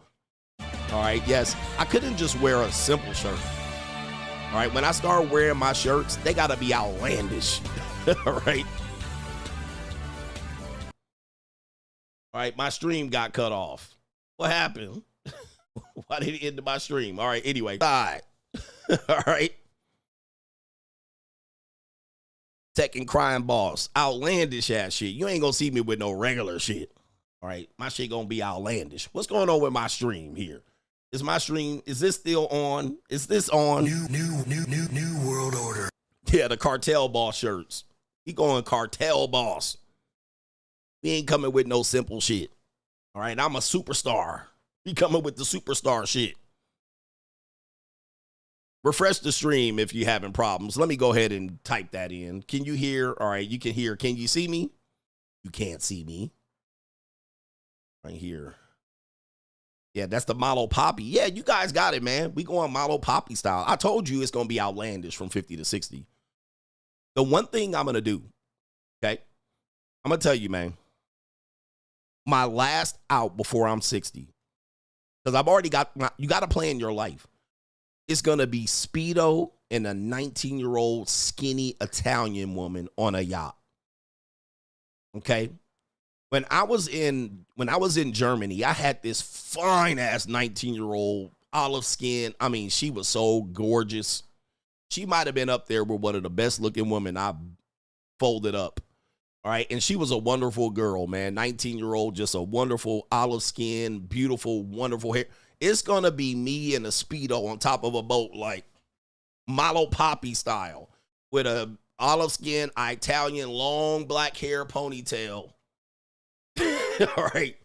And I'm going to be up there with the Speedo, like, all right. I ain't going to be there. I'm going to just be that nigga. I'm going to be that guy. All right. So I'm working towards that as we speak. I'm working towards that. All right. I'm going to have a banana hammock. Because I already don't give a fuck now. By 60, I will not give a fuck. All right. Definitely going to be on some TRT, steroids. All right. Pumps in the bump. All right. It's going to be a mess out here, man. That's my plan. People are like, what's your plan? All right. That's my plan. All right. I'm going to definitely have some videos on the internet. Like, look at this nigga and why he got this badass Italian. Anyway. These are goals in life. And people gonna hate me. I'm gonna be the story. They're gonna be like, this nigga used to be misogynist. Now look at him. Shout out to our brother Catfish, says, welcome to the 50s clubs.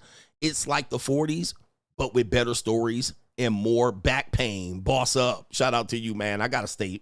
Boss up, nigga. I gotta stay lubricated. Pause. And flexible. Man, there's a lot of support here.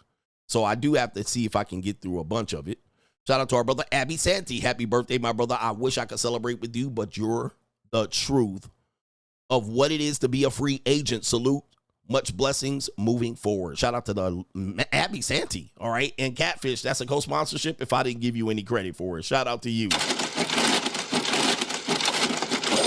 I'm rich, bitch. Yes, indeed. Shout out to Abby Santee, a longtime member. And Marcel says, happy birthday, coach. Shout out to you and the coach gang. Do you have any advice on embracing becoming the villain? He says, thank you in advance. Boss up. That's a co-sponsorship. Yes, I do have some quick advice on becoming the villain. All right, you see me out. I'm in my villain arc. You've seen little things here and there, little switches up. All right, I switch it up a little by little so y'all can handle it. First, I started with the chain. Y'all niggas like CGA got a chain. All right, now you see the outlandish shirts. Now you see the rose-colored glasses. All right, you're seeing it right here. You're seeing it take place. Little by little, because if I do it all at once, you're going to reject it. So I got to give it to you little by little. Okay, here's some advice. There's a book, The Subtle Art of Not Giving a Fuck. Right? These things are going to help you. Right? You got to start reading these books to realize that much of your problems, all right, the courage to be disliked. The courage to be disliked. Some of these things are really cheat codes. And a lot of times it only takes you to turn 40 and 50 to actually embrace some of these things. This is why you see older men not giving a fuck, right? Because you're like, just like, bro, who cares about these little opinions you have? Who cares about these liberal politics? Who cares about broke niggas? Like, who cares? Because it really is a distraction for you. Most of you guys don't start because you care about what your auntie thinks about you in Toledo, Ohio, okay? Most of you guys don't get started doing what you need to do because you care about your friend on Facebook that you went to high school with 20 years ago, what they're going to say in the comment section. Am I telling you the truth? Some of you guys are worried about doing certain things and saying certain things and you will actually change your life over a 5, 10, 15, 20-year period. You will get to the life that you want, but you're worried about what your aunt in Tupelo is going to say when you do and say shit, all right? Fuck your aunt. Fuck the people you went to high school with. You ain't never going to see these people other than on Facebook. Who cares about their opinions, and who cares at the end of the day? What do you want out of life? What do you want out of life? Not what your aunt in Toledo wants. Not what that bitch that went to high school with you and sat in your English class and she got an opinion about what you're doing. Who cares about these people? Your coworkers. Who cares? You know how many coworkers I've had? And I don't talk to none of them motherfuckers. Right? None of them. But they're on my Facebook. Do I care what the fuck they're going to do? They don't put money in my pocket. They don't pay the bills. They're not going to give me the lifestyle that I want to live. They're not going to contribute to give me the lifestyle. In fact, when you start doing what you want to do, they're going to be the last people to accept who you are. The strangers of the world will accept who you are before these motherfuckers that who you really care about their opinions before they accept you. Okay? So if you want to know, and the sooner you grasp this, the better. If you really want to know what's made me successful or made me get to where I needed to go, is I stopped giving a fuck about people on Facebook, relatives. Okay. I stopped giving a fuck about what they say. And I realized that more people have celebrated me that didn't know me versus the people who actually knew me. More people have supported me that didn't know me before than the people that did know me. More people have contributed to me. More people have bought my books. More people have listened to me that never knew me than the people that knew me. So you understand? That is a cheat code. That's the secret. You care about what people in your church think about you. You care about what the black community thinks about you. Man, fuck. I've been telling you, I don't care about black people, but fuck the black community. What have they done for you? Nothing. Zero. At the end of the day, they've done nothing for you. Who cares what they think? All right. They got a lot of opinions and all of them are worthless.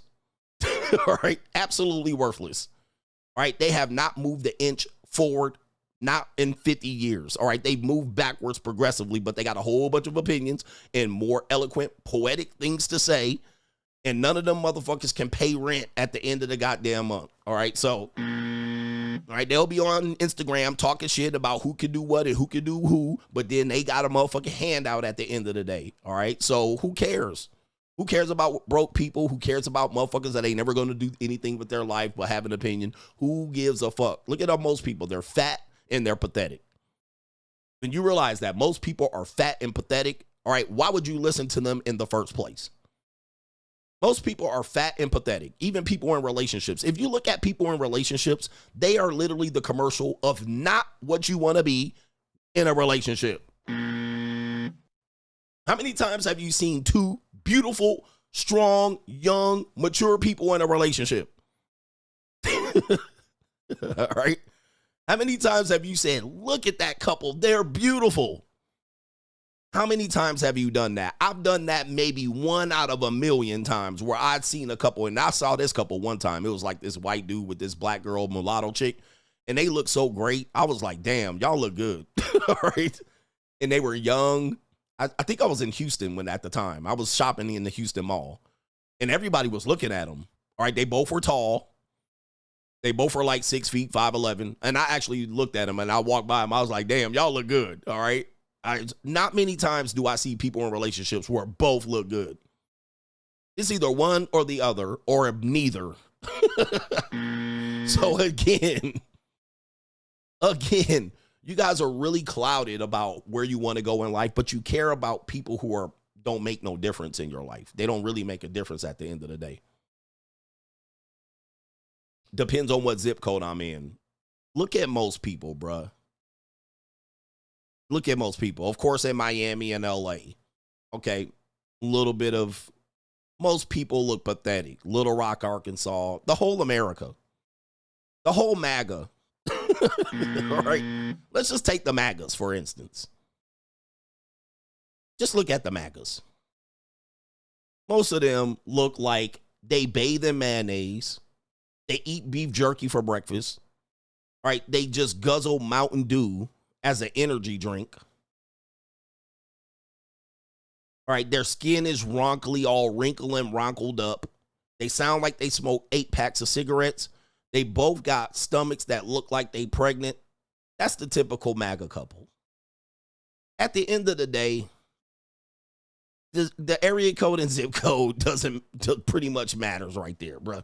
Most MAGAs don't look like Charlie and Erica Kirk. That's not what most MAGAs look like, all right? They don't look like that. Those are extreme MAGAs, all right? Most MAGAs look like they bathe in mayonnaise and they don't ever clip their toenails. Their teeth are rotten and crooked. So, of course, area code matters, but if we just took a slice of America and put them up as the average and the typical, right?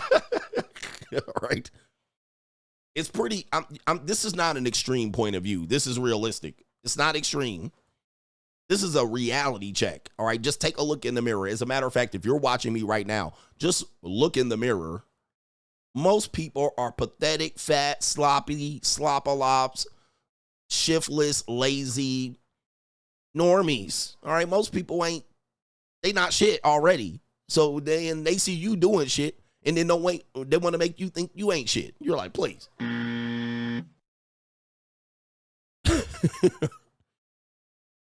Just go look at, somebody mentioned kids. Just go, and you got to do this carefully.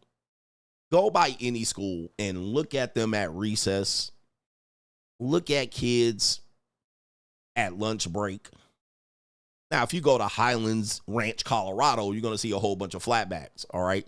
But if you go by any school, certainly middle to lower economically, these kids are already cooked.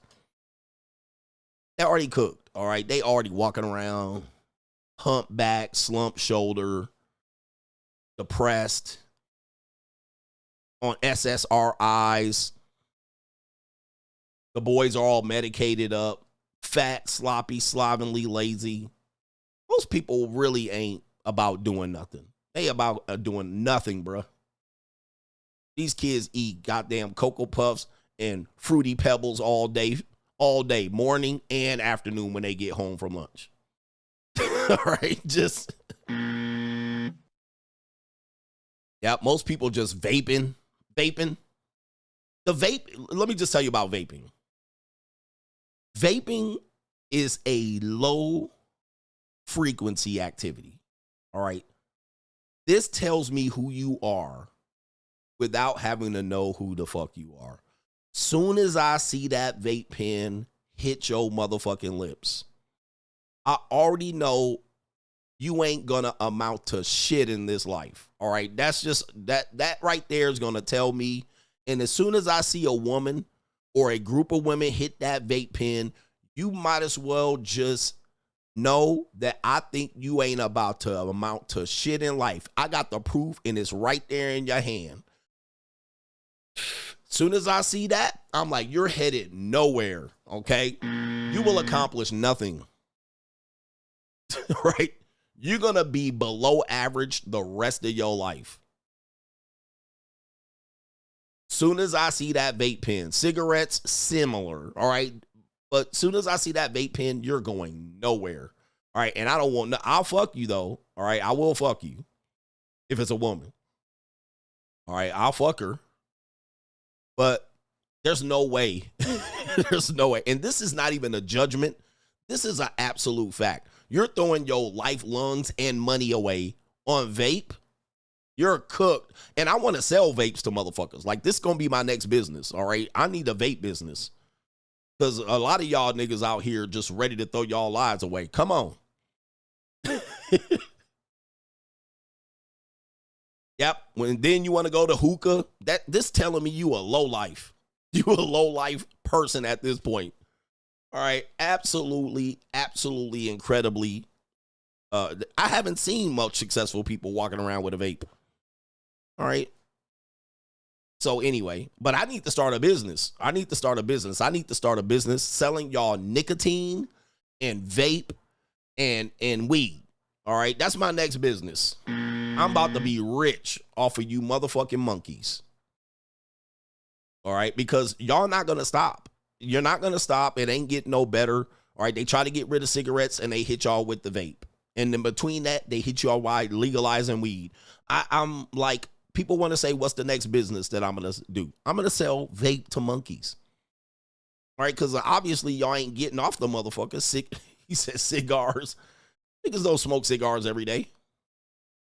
It's only when I'm taking pictures and shit. All right, but all right, anyway, we about to start. I'm getting my fucking license to sell dope to you losers. And dope and vape.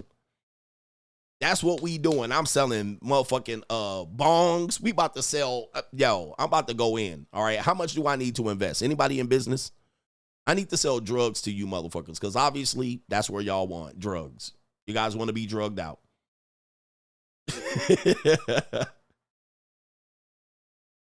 That's what we doing. I got to open up me one of these smoke shops.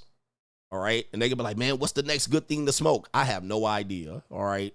But I'm going to hire somebody that's going to spend their whole paycheck on smokes. All right. Because them niggas going to work every goddamn day. And they better not rob my store. All right. Because this is the new way of doing things. Most people are not going anywhere. All right. And these people be the funniest people, man, because they always think they're going somewhere. They think they're going to solve their problems. I'm like, not with that vape pen in your hand, all right? That vape pen in your hand tells me whatever problems your hand have are going to multiply by 50 next week. Anyway, all right, but I'm about to CGA smoke shop coming up. That's my, I need to come up with some vape shit. All right, where are the people who sell vape pipes? All right, I'm about to buy 10,000 of them and be rich tomorrow. 10,000 a week. Hold on, let me do this. How much a vape pen costs? Vape pen. We doing money mindset. Like the whole vape, the whole thing, the little thing. All right, let me see here. The cartridge. All right, I'm pulling it up right here. I'm pulling it up. Some of y'all niggas know. I'm 21 and over. Yeah, I am. All right, here we go right here. So the cartridge is $30. All right, $30 a cartridge here and there, but the whole thing, they got okay. They got a charger one you can charge when your USB charger. Jesus. Yo, I need to sell this. I need to, I'm opening up a store. I'm going to do an online store. I'm doing an online store. Okay, we about to do this shit. You heard it here first, nigga. Hey, you heard it here first. I'm taking my riches.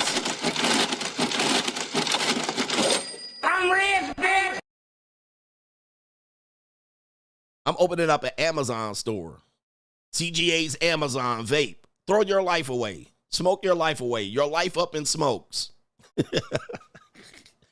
With my name on the side of it in my face. With me smoking a cigar like, yeah, nigga. Fuck your life up with me.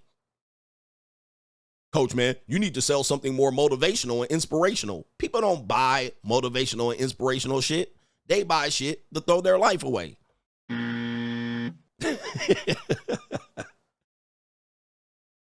Somebody said this in the chat too, CGA product. People buy shit to throw their life away. All right, every now and then, once a week, they'll buy a motivational book.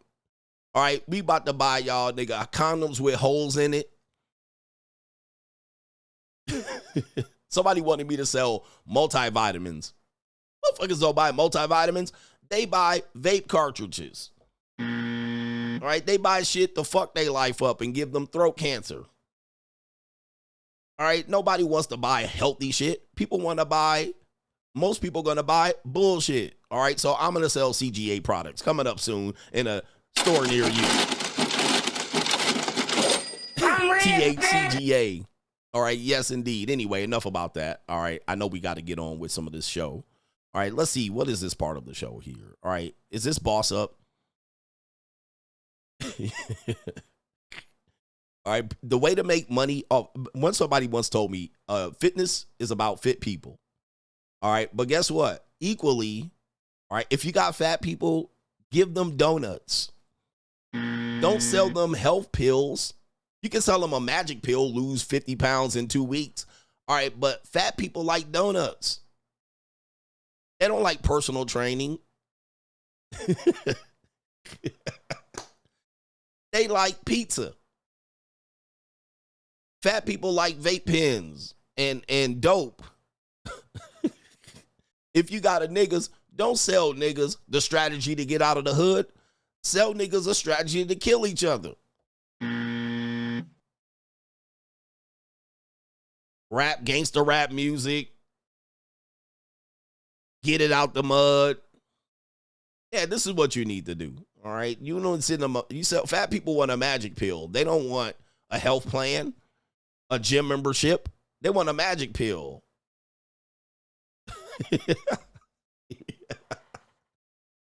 Anyway, where are we at here? We're just doing a little money mindset. People don't want to hear this shit. Again, who cares? Let's see what we can do here. We can tell y'all to boss up. All right, we got 1, 2, 3 videos on bossing up. All right, let's see if we can do this segment here.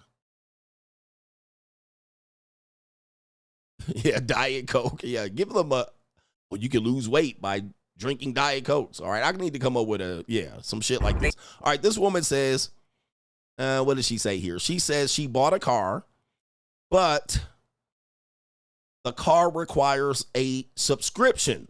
All right, the car requires a subscription and she can't afford it.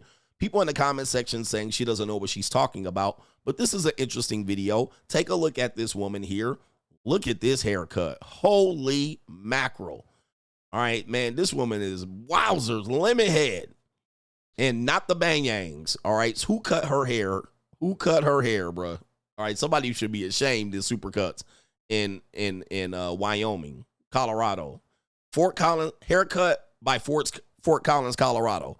All right, so let's hear her talk about she's got a subscription service in her car. We're in a Toyota 2025, and we noticed that on the screen, you can't use navigation unless you pay a subscription fee for it, right? Which is insane. Like, you can't just hook your phone up and use navigation on your phone. That's free.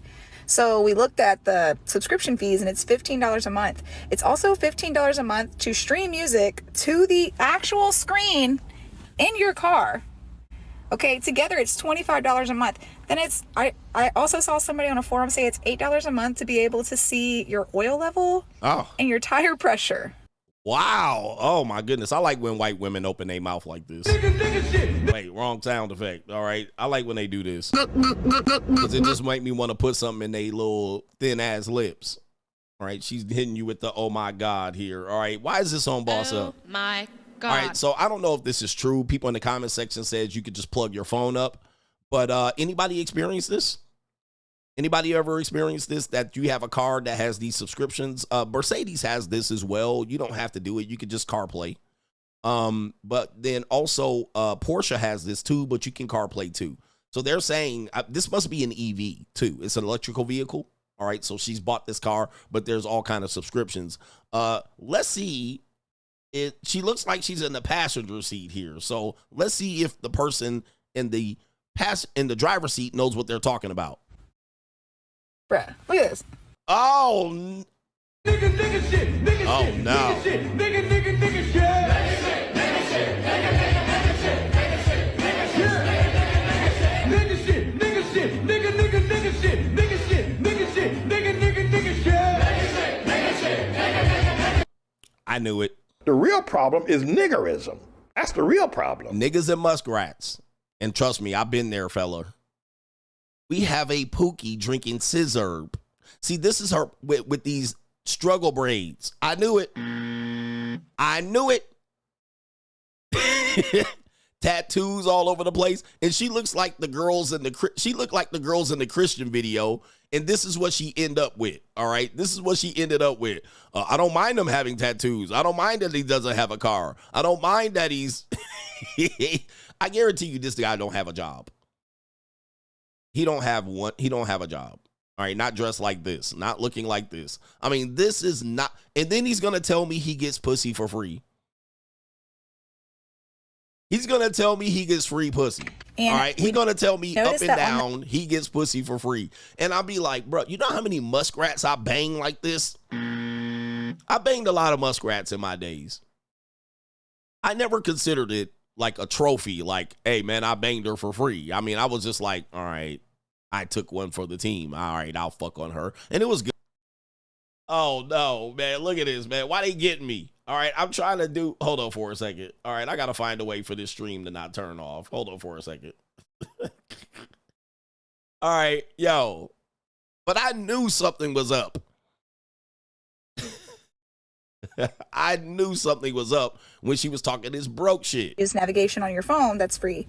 So we looked at the subscription fees and it's $15 a month. It's also $15 a month to stream music to the actual screen in your car. Okay, together it's $25 a month. Then it's, I also saw somebody on a forum say it's $8 a month to be able to see your oil level and your tire pressure. Bruh, look at this. Hey, man. What? What? Kind of hell? To use the car. The car, basically use the car. And the key fob. The car's like 40 grand. Oh yeah, remote start. You have to literally pay a subscription fee to get remote start. The vehicle is capable of all these things. What the fuck you reality have to are you living pay in? to use them. I love when white women do this. This is my favorite thing they do right here. Hold on, let me see if I can freeze it up. I'm going to freeze it up. Use them. I love that right there. I love that. All right, come here. Let me put something in there. All right, come here. Oh my God. Let me wet that tongue. All right, but of course, hey, broke people will do broke people things. They bought a $40,000 vehicle that they cannot get extras out of. And here we go right here. I like this, ladies. All right, ladies, white women, when you do this. I am so happy and grateful that the Lord has blessed me to play in some snow. All I think is, all right, that's all I think right here. And you know she going sloppy on this guy right here. All right. All right, look, you know the actual. Wait, where's the turn the volume off? I don't even want to hear her voice no more. All right, but you know he lives off of her rent free. My girls buy me things. All right, my girls buy me things. Coach, you don't take into account the men that are good with women. All right, this the guy right here that tells me they're good with women. All right, and I'm like, this the woman you're good with? All right, stop. All right, I wouldn't call that good with women. That's a layup. All right, all you got to do is just, you know what I mean, deliver the vicious pipe and let her slob on you. All right, I got plenty of them in my repertoire. All right, my body count is made up with lots of those. All right, that's not a win. All right, that's average performance at this point, especially for a broke nigga. All right, a broke nigga got plenty of time to rack up a body count full of Beckys like this. All right, this is easy layup when you don't have a job. All right, you don't got a job and you put tattoos on and you vape and smoke dope. This is a layup. I mean, you can't get any easier than that. Most white boys don't want a girl like that unless they down bad. All right, so here we go right here. We have this woman that says, if you work in healthcare, you're cooked. All right, this I don't know, but maybe the people in healthcare can let me know.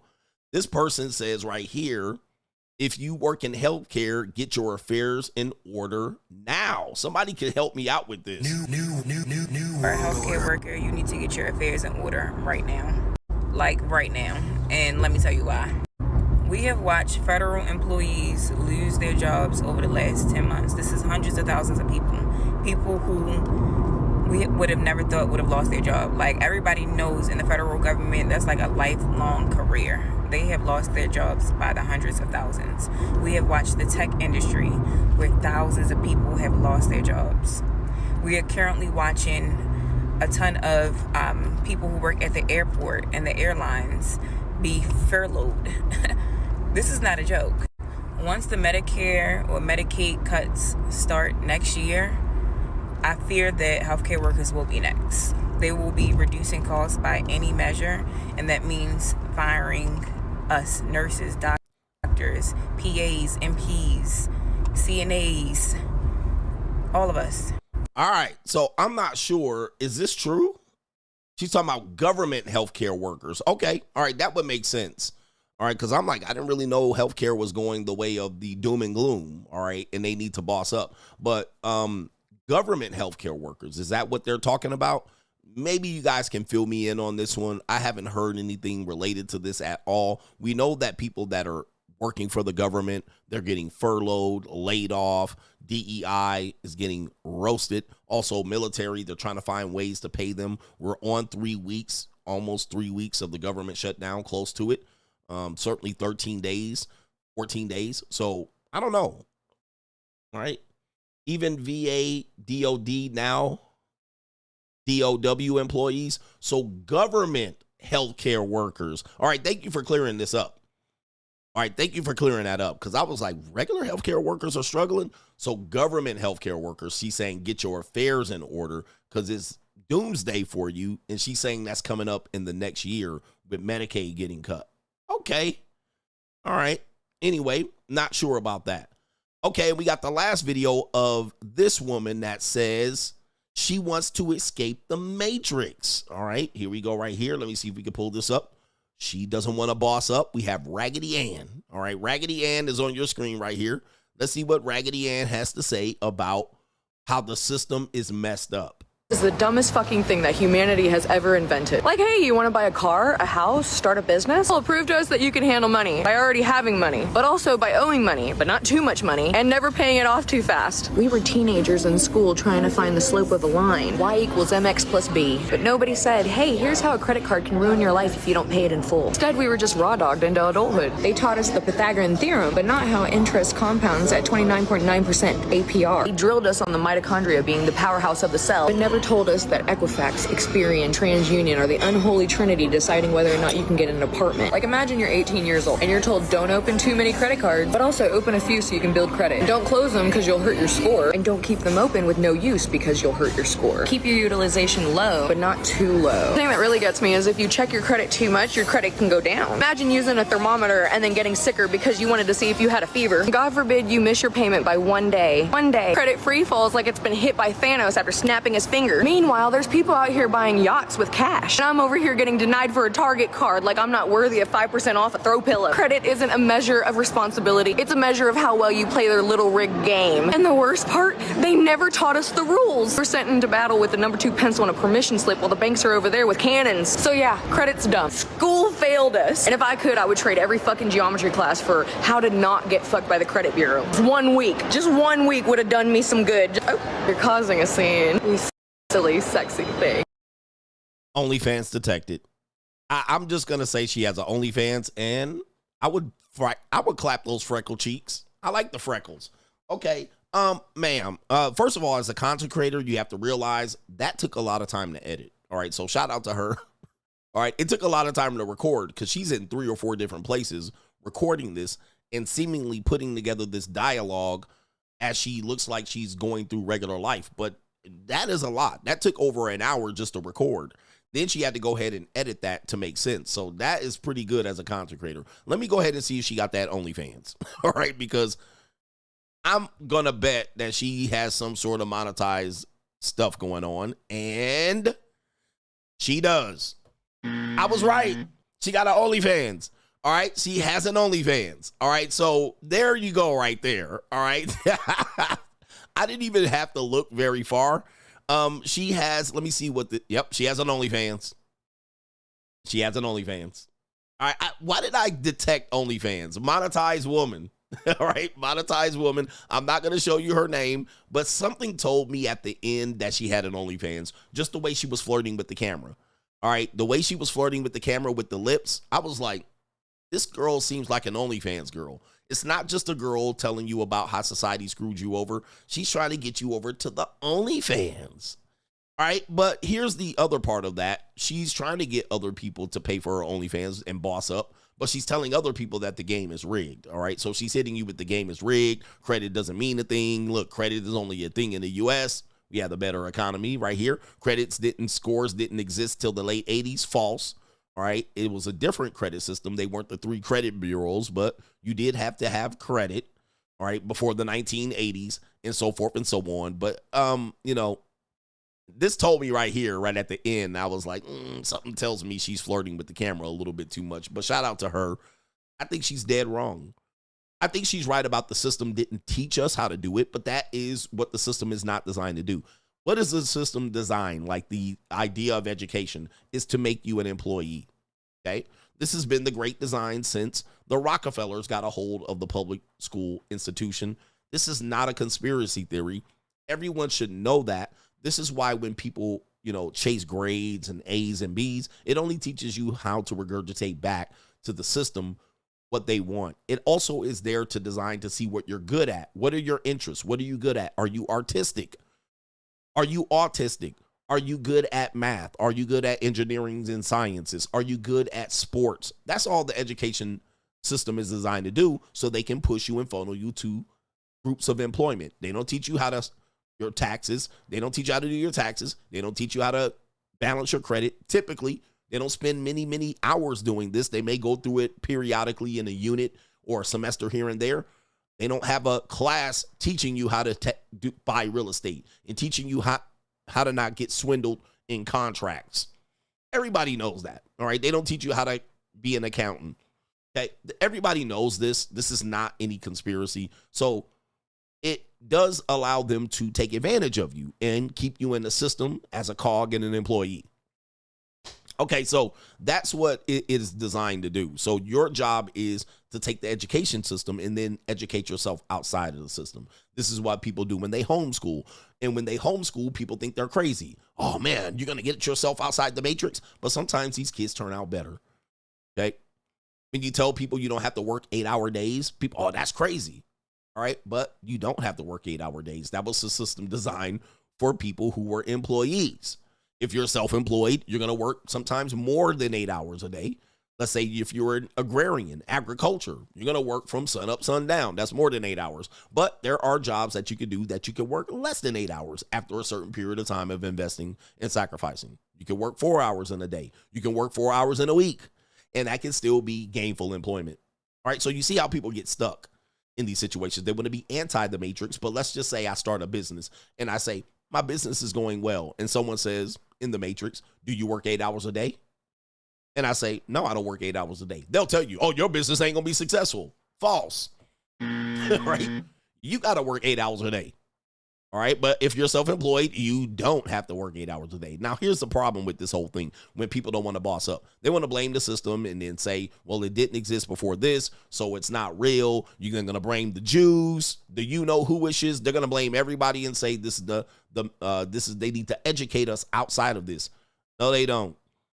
You need to boss up and find a way out of this because the bar is in hell. Most people, 60, 70, 80% of people are going to be below this system. They're going to need the system. They're going to be used by it, and they're going to have to use it.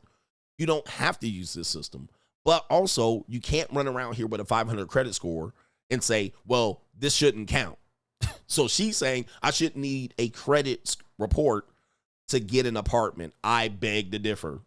If you're a landlord, you're going to have a different opinion. Okay? If you're a landlord, you're going to have a way different opinion on whether people should need a credit score to get an apartment. All right. You're going to, once you put skin in the game, you're going to look at it and say, I'm going to need to run that credit. All right. Because you're not just going to say, well, credit didn't exist in the 1980s. Neither did cell phones. Certainly smartphones.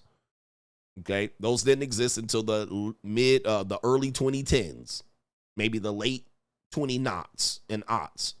So just because something didn't exist and we're living under a new system doesn't mean that it's not real. All right. Your credits is going to matter. I don't care how much you want to revolt against the system here. But how did I know she had an OnlyFans? I'm going to show you where I knew she had an OnlyFans. All right. Unfortunately, I might have to sit through the entire video again, but let me go ahead and refresh.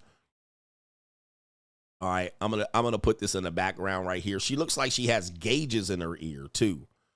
So this is a real raggedy girl. All right, and she's super duper nasty. I bet you she fucking legs wide open. Okay, legs wide open. But she was trying to make some ghetto sense to the normies, and she got some good responses to this video. She got 28,000 likes to this video. I'm pretty sure her OnlyFans, her engagement in this one video is incredible. All right, but this right here was just funny. She was talking about all of that, but she's guzzling down a $18 glass of wine.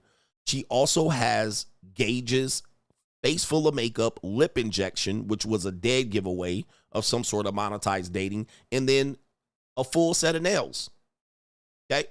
I'm like, how are you talking about the system and credit Maybe because they won't give you an apartment with an OnlyFans account. I have no idea. And a lot of women that are monetized dating full time, they can get apartments. But I was like, you're talking about all of this in a shopping mall with an $18 glass of wine in the middle of the afternoon. So this is interesting unless it's Saturday or Sunday. Okay, so this tells me right now, these are dead giveaways that she's doing this for engagement.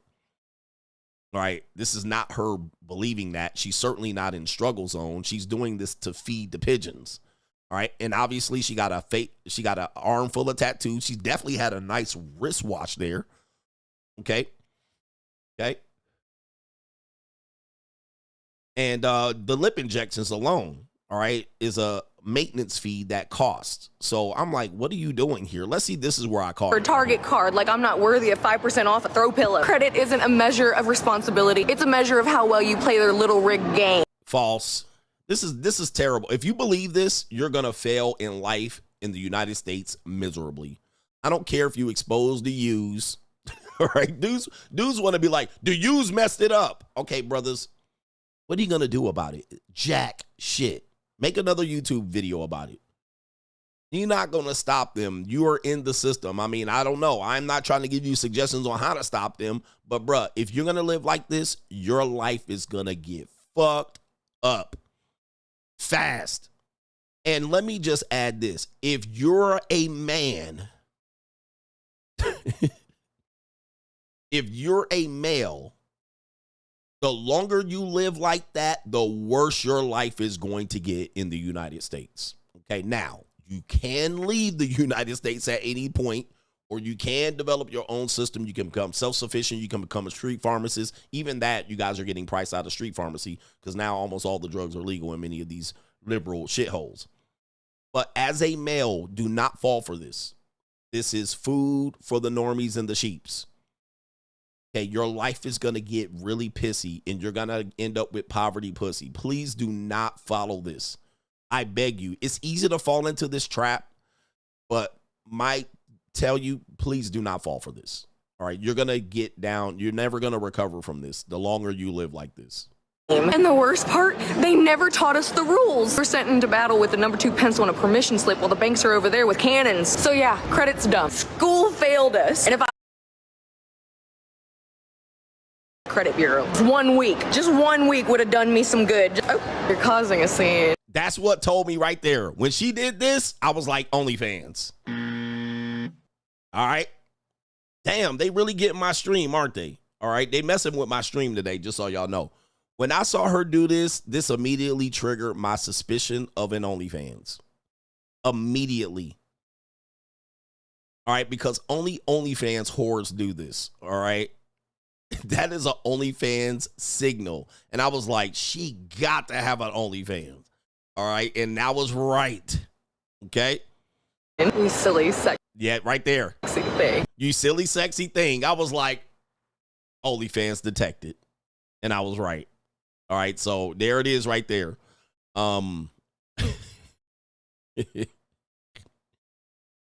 And that right there told me she takes nuts to the chin. All right. That's what told me right there. Good for her. Good on her. Raggedy Ann. Her OnlyFans. Is it popping? Let me see. I'm the girl that squirts a lot. Is on her OnlyFans title. I will not show you, but she's a squirter. Yes. Hello. All right. She's got a $350 for 31 days. What else does she do? What else does she do? All right, let me see here. I can't see any of the things. It's all locked. All right, but there you go right there. So be careful out here who you take information from. Let me do the next segment. Let me do the next segment, and then we'll do the super chats. Then we'll do the main event. The next segment is It's an Evil World We Live In. J-Lo in the news. It's an evil world we live in. J-Lo says, who's been married 4 times. Let's put this up on the screen right here. Where's the banner? Okay, I got the banner right there. J-Lo, Jennifer Lopez, if you will. Jennifer Lopez, who has been married 4 times, says she's never been loved after 8 public relationships and 6 engagements. All right, this is wowzers. How do you, tone deaf, no accountability. You're the common denominator. This tells you, gentlemen, that it's always going to be Cream. They are tripping. Let me see here. All right, they are tripping. Every time I look up, something's going on with my stream. Okay. And they're trying to end it, but I clicked auto end. All right, so they can't end it that well right there. So let's get back to this. J-Lo is like 54 years old. All right, 54. This is what tells you, because guys are sitting around waiting for women to learn their lesson. What did I tell you? As men, you're going to throw away 20 years waiting for women to learn their lesson, get their comeuppance, and then they're going to crawl back to you. Okay? I'm going to tell you, as a man that's almost 50 in a few days, they don't learn. They just go to the next guy. When the woman shows up at your house and she shows up for a date, there was a previous guy that just dumped her. Or she previously walked away from another guy like, I'll show him. I'm just letting you know, and I'm warning you, Red Pill Rangers that are 20 and 30. Do not sit around waiting for these women to learn. And here's the thing. When they go to the next guy, a next guy going to come with a hard dick. Next guy taking her out. The next guy showing up for drinks. I mean, the next day. Not even the next day. A woman will be like, you blow a woman off. She'll be like, fuck that nigga. Next day. She'll do it before you blow her off. She already getting dick down and sucking a dick. He already coming with a hard dick. So, you know, in a sense, I want you to understand, as people that are in this space, they just going to go to the next guy. Right? They just go to the next guy, the next guy, the next guy, the next guy. And they keep guys in their rotation and in their orbit. And then when you fuck up or you don't want to participate and do what they want, they just say next, and they go over here and they be a whole, hi, stranger. Hey, big head. Hey, let's go for drinks. Hey, I've been thinking about you. And when they show up eager like a beaver, just realize 12 hours ago, they told another nigga, well, fuck you then. Less than 12 hours ago. There was another dude, and it was going through their toxic relationship and chipping and bitter and blah, blah, blah, blah, blah, blah. And it was this, and then she show up like this to you. Hi, I'm just a good little lady. I just want a date. I just want a relationship. She show up legs open, letting you hit raw doggy. You busting nuts in her, and you're like, I'm really good with women. And there's a dude, she got a cemetery of victims that she just left and learned nothing from. She learned not one thing. She's corrected nothing about her behavior and who she is. This isn't to ridicule women. This is to educate men. She has not corrected any of her behaviors when she came to the new guy. Not once. The other guy was the problem. He had the issues. He was the narcissist. He was controlling. He was insecure. Well, I couldn't help him, so he was just the asshole. And then come to the new guy like this. Hi. Batting their eyelashes. This is what they do. So I'm saying this for men. Don't waste your time waiting for women to get their comeuppance, because another dude's going to fuck her. House her, feed her, fuck her, marry her, divorce her. It's always going to be the next batter up. And they will never learn. So let's hear what she has to say here. This is a tragedy.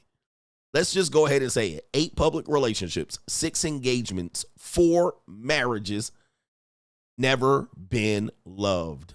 All right, let's see what she has to say here with Howard Stern. Howard Stern. I'm not going to say what race, what people. We know I can't say that. You've truly been loved. No. No. And do you think you really have experienced loving someone? Yes. You have? Yeah. And when you can't get that love back? What I learned, it's not that I'm not lovable. It's that they're not capable. They can't love. They don't have it in them. They have need to appreciate the little person inside of them. They have little need to love give. them. Yeah. You've been in a relationship with And people. they gave me what they had. Right, but they it's not gave me enough. all of it.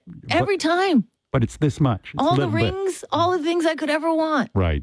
They tried to give me the houses, the rings, the marriage, all of it. But They didn't love you. they didn't, And didn't know you. and I didn't love myself. And I didn't love myself. I mean, come on, man. This woman has been given the world. I mean, in a past life, they would write about her throughout history. Cleopatra, she's at the top of the apex of what a woman can live in this life and still ended up like this. Like, man, there ain't no, to me, there's no hope. I mean, if this woman's insecure, all women are insecure. I mean, we should know and accept that. Remember, everything about us is about understanding, knowing, and accepting. All right, not what coulda, shoulda, woulda, or not making them happy. That's not what we live by. So she got all the way to here at 54, 55 and still ain't happy. I'm not happy. All right. This is bad news for a lot of people here, and dudes will go out of their way to make her happy. Gave her the rings, the house, the cars. My love don't cost a thing. The love, the attention, the support. She married up. She married down. She married rich. She married poor. She married a background singer, background dancer, backup dancer, whatever they call it. She married a background dancer. She married a celebrity nigga. She was engaged to Diddy, all right? She done drank up all the drink, smoked up all the smoke, all right? Snorted all the coke. She'd had everything in life that life can give a person. Not just a woman, a person. Still can't be satisfied. She married all of it. She tried everything. She tried niggas, white boys, Jewish boys, Puerto Ricans. Yep. Singers, celebrities, men that are less attention to him, men that are more attention. She done tried the whole kit and caboodle. And still like, well, they just couldn't love me and I wasn't happy with myself. Oh, Jesus. I'm not happy. Nothing works. And I'm going to tell you, man, you guys think this is just J-Lo. In my opinion, if there's a woman and she's single at 33, 34, 35, up to 40 and 45 and 50, and she's talking like this, nothing's going to satisfy her. Nothing. She's going to say the past relationships were all messed up. Them guys didn't get it. I just need one guy to get me. There's nobody. Yep, she dated A-Rod, was engaged. A-Rod. I mean, there's nobody. So the woman's going to come in and say, well, my last boyfriend didn't do this. My ex-husband didn't do that. Guys. And if he only did this, I would have been happy. If he did that, there would have been something else. They're insatiable. Insatiable. Cannot be satisfied. You could tell, by the way. Oh, they're going to go through her history here. All right, so this is I believe, the backup dancer. The background dancer. I don't even know what to call it. The dancer, right? The background dancer. So I think this is him. This is guy number one. And she dated dudes in her 20s, her 30s, her 40s, her 50s. All right, here's Mark Anthony. Okay. She was short. She dated tall niggas, short niggas. All right, it don't matter. This dude got a unibrow, bruh. All right, that's a big ass, color me bad eyebrow ass nigga. All right, here's Mark Anthony. He's a short nigga, short king. This might be the background dancer. I think this is the chef. This the cook. Okay, I don't know. I don't know. She tried to date him. There's Batman. Bruce Wayne to this ish.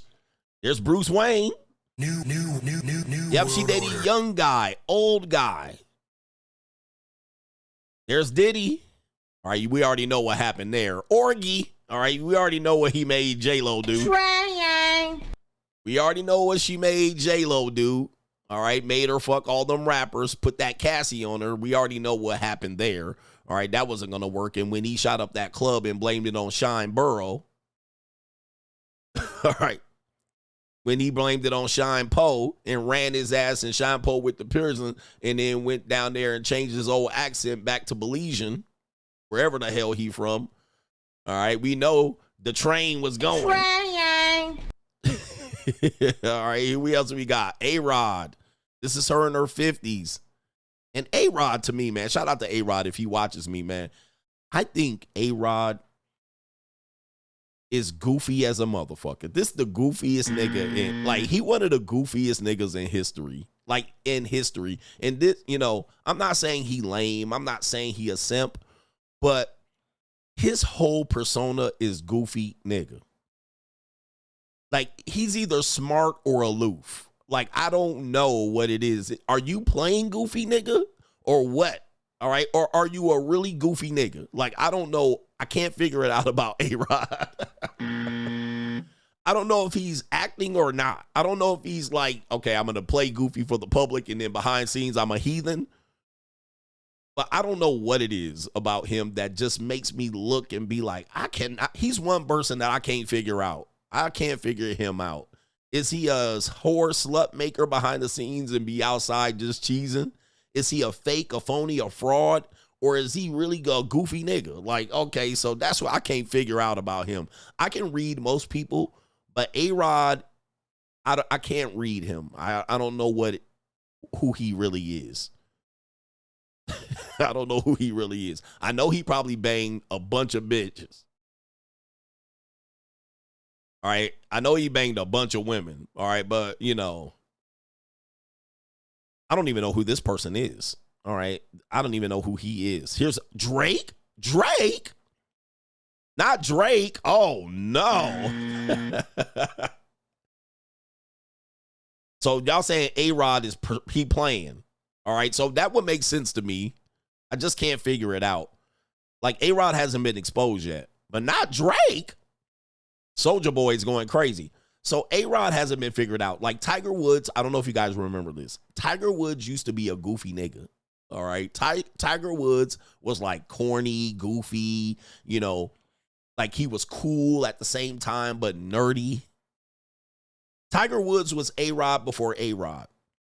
Until we found out Tiger Woods was a hoe. Okay. See, Tiger Woods got exposed. Because Tiger Woods was A-Rod before A-Rod. We was like, he probably don't know how to fuck. You know what I mean? He probably only fucked one girl in his life. Like, he probably, until we realized, and I heard he used to bet, he was flying bitches in and banging them on glass tables, breaking up glass tables. And he fucked a 46-year-old single mother that worked in a diner. And I was like, oh, you a real hoe ass nigga. Okay. Oh, Tiger, you a real hoe ass nigga. Okay, I see. You wild out here. When that Australian chick says she flew in for the golf tournament, waited in the room naked, and then he came in between rounds and banged her on the glass table and broke that glass table, I was like, oh, he really wild. I was like, Tiger, you a menace. All right, you're not a goofy nigga. All right, that's how I think A-Rod has took on the mantle of goofy nigga. He hasn't been exposed as he's playing the character. Okay, so J-Lo, by the way, is a whole disgrace. Let me do the super chats. That was the evil world we live in. We're going to try to finish up by 11:30 here today because I got shit to do today. It's an evil world we live in. Okay, man. I was like, woo. Who remembers this when you were a kid? A lot of y'all know Tiger as, you know, he slipped and fell, and you guys know him. They'd be like, you know, like Tiger hasn't been good at golf in 20 years. Really, certainly 15 years. Okay, so if you're like, we're young when Tiger Woods was what you know as Tiger Woods today, you guys think Tiger, why they keep talking about him? He ain't won nothing. But for the people who were alive to see Tiger Woods run, all right, Tiger Woods was amazing. I mean, he was a whole mythical character. Okay, and Tiger Woods was like God of golf. And he was going to break the record of all-time major wins. I mean, he's still close to breaking it now. He just can't win over 15 years. Tiger Woods was crazy. Like, he was a mythical character, kind of like Michael Jordan's a mythical character to us, and he could do no wrong, and everybody's like, but LeBron, and he's the all-time scorer. But Michael Jordan was a mythical character. All right, Tiger Woods was a mythical character. He was unbeatable. Mike Tyson was a mythical character, right? So Mike Tyson was like, ain't nobody ever going to beat this nigga. Like, nobody ever. And then he got beaten, and we were like, what? It's kind of like Tiger Woods. He was like, he could do no wrong. He's a poster child with schoolboy. He can win tournaments. He's super focused on Sunday. He wears his red shirt. He going to come back from 18 strokes. Meanwhile, he's 18 stroking bitches everywhere he stops. Like, it's like, that was like a mind fuck to everybody. Like, wait, what? He got a trophy wife, back when blonde trophy wives was like the apex of of marriage, it's gone away now a little bit. Like people have now said there's inclusion. All right. So Blackman having a Swedish blonde young wife was like, you made it, nigga. All right. You made it. I am so happy and grateful that the Lord has blessed me to play in some snow. He got exposed for fucking these hoes from coast to coast. He won one tournament in 20 years.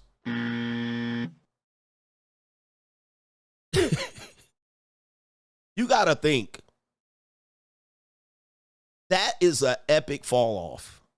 That's one of the most epic fall offs of all time, nigga. That's like Achilles when his Achilles got sliced. Right? I've never seen a fall off that. No, we have never seen a fall off that level. All right. Maybe the Mike Tyson fall off was epic. You know what I mean? The divorce, the Robin Givens, the rape allegations. He was the baddest nigga on the planet. He was like an angry pit bull. But the Tiger Woods fall off will be studied forever. All right. That is the biggest, craziest fall off we've ever seen. And he ain't never got off. He ain't never jumped off that. He ain't never got back on the wagon. All right. That was crazy. And it was because he got exposed for fucking these hoes. Let's just be honest about it. He got exposed for fucking these hoes. He says he's got a billions in endorsement. I know he good, but I'm saying one win. And look, people don't realize he was going to break the record to be the all-time winningest major golfer in history. And he was going to break it before 40. Before 40, he was going to break it. He's going to break it before 36. The nigga that had it was 70 and 50. Right? Like, and then he had 20 more years to literally just be like, yeah, y'all ain't never going to catch me. Like, he was never going to be, nobody would ever be, like, he would never be spoken of as not the greatest. You know what I mean? But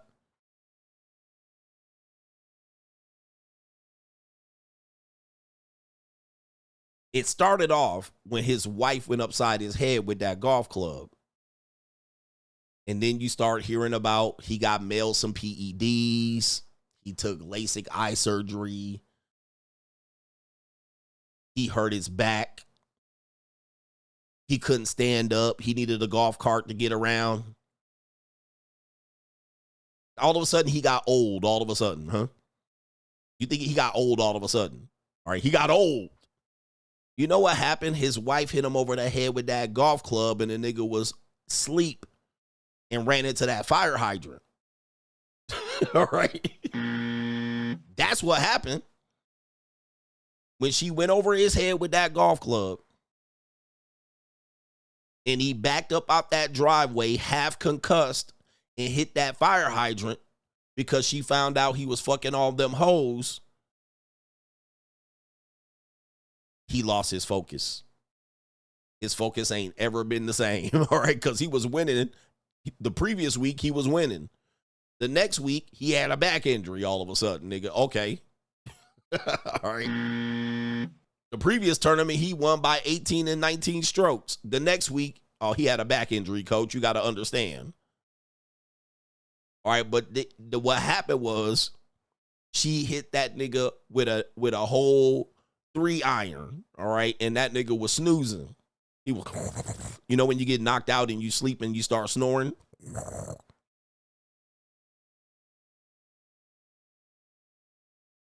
And he got that concussion with that golf club, and he ain't been the same since. All right. All right, anyway. And getting hit with anything in golf will fuck you up. A golf ball will knock you the hell out. All right, let me get to these super chats here. And yes, he's got car accidents and all kind of shit.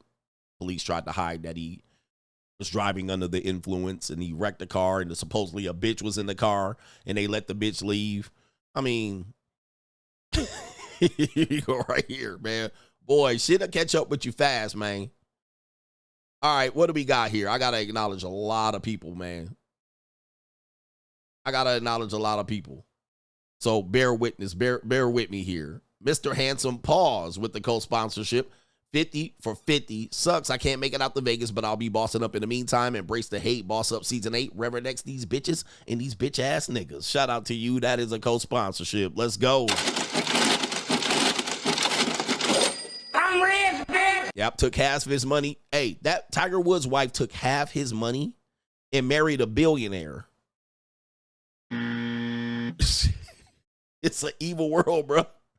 It's an evil world we live in. She took half, and Tiger Woods made it back. He don't care. Just believe me, he don't care. But Tiger Woods' wife just ran off with $500 million and married a billionaire. All right, sheesh. And then she was fucking around with some athlete nigga. All right. Oh, you know who she was messing around with? Cameron Jordan. Jordan Cameron, who is also Bryn Cameron's brother. If you don't know who Bryn Cameron is, she was the one that sued Blake Griffin for palimony. How do I know this?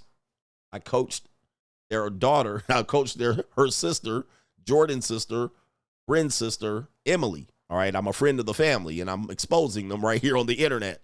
So I used to coach her when she was in the 5th and 6th grade. All right, so I know that family very well. So there it is. Did he knock her up? Did he knock her up? I'm not sure. Oh, man, it's a small world after all. No government ain't. Why do normies and women get irate when women live a debt-free and happy? Single women call, wait a minute, debt-free and happy single call women and children liabilities. CGA is going to get a tall flatback from Alaska to say he'll finally be inside of Alaska. Shout out to you. Sorry for that. The reading was a little bit off. All right. Shout out to brother J Flow. Happy birthday, Coach. 50 and free is the real American dream. Enjoy yourself. And shout out to the Coach gang. No wife, happy life. Shout out to J Flow. I got to get through these so I won't answer too many questions. Jay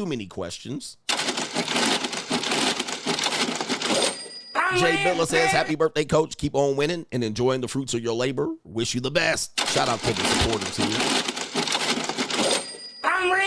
John Drizzle Doe says, thank you, CGA. I've been fantasizing about Eritrean and Ethiopian women all week. I love all women, but they are something special. Shout out to you. And also, did you guys see that Cape Verde is going to the World Cup? All right. So that means there's going to be some beautiful Cape Verdean women being on display.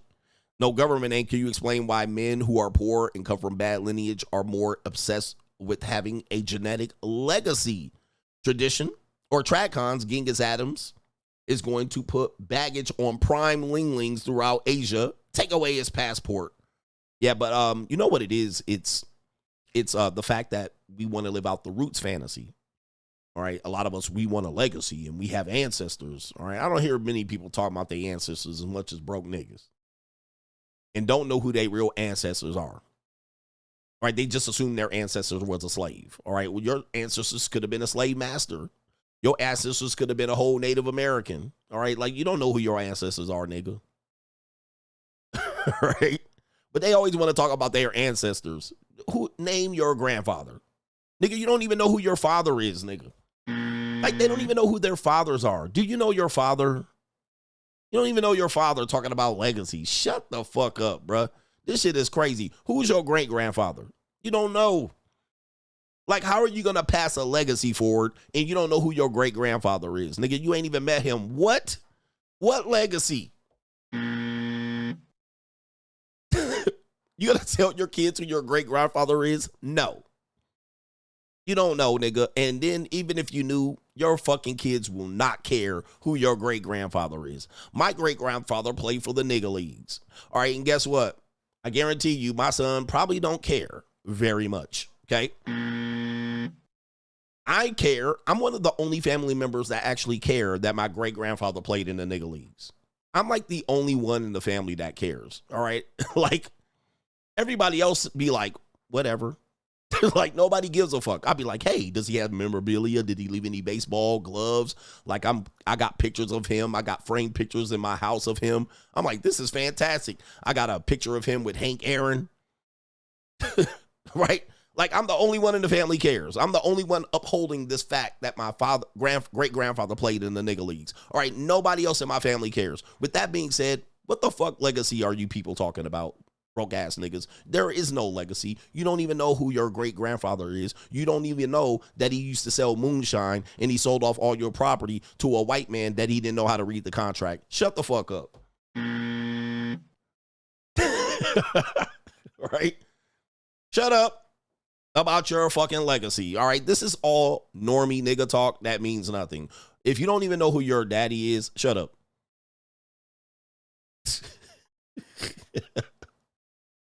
All right, anyway, shut the fuck up about legacy, bro. Shout out to Brandon, says, happy birthday, coach. Just something for the birthday fun. Enjoy it thoroughly. And the new attire is on point. So fresh and so clean. That's a sponsorship. This is birthday sponsors. I appreciate you. Okay, Seashaw says, coach, you had me laughing my ass off when you said you had a game room for the JUCO. Happy birthday. See you Sunday for locals. I do. All right, I do.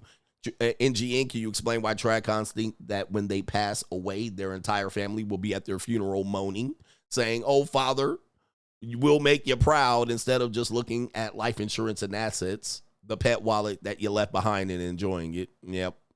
All right. Dudes have these ideas that that's going to happen. It won't.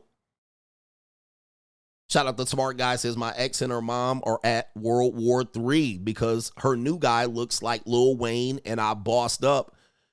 Wow. Your ex and her mom. He says, we saw each other's mom called me. We saw each other.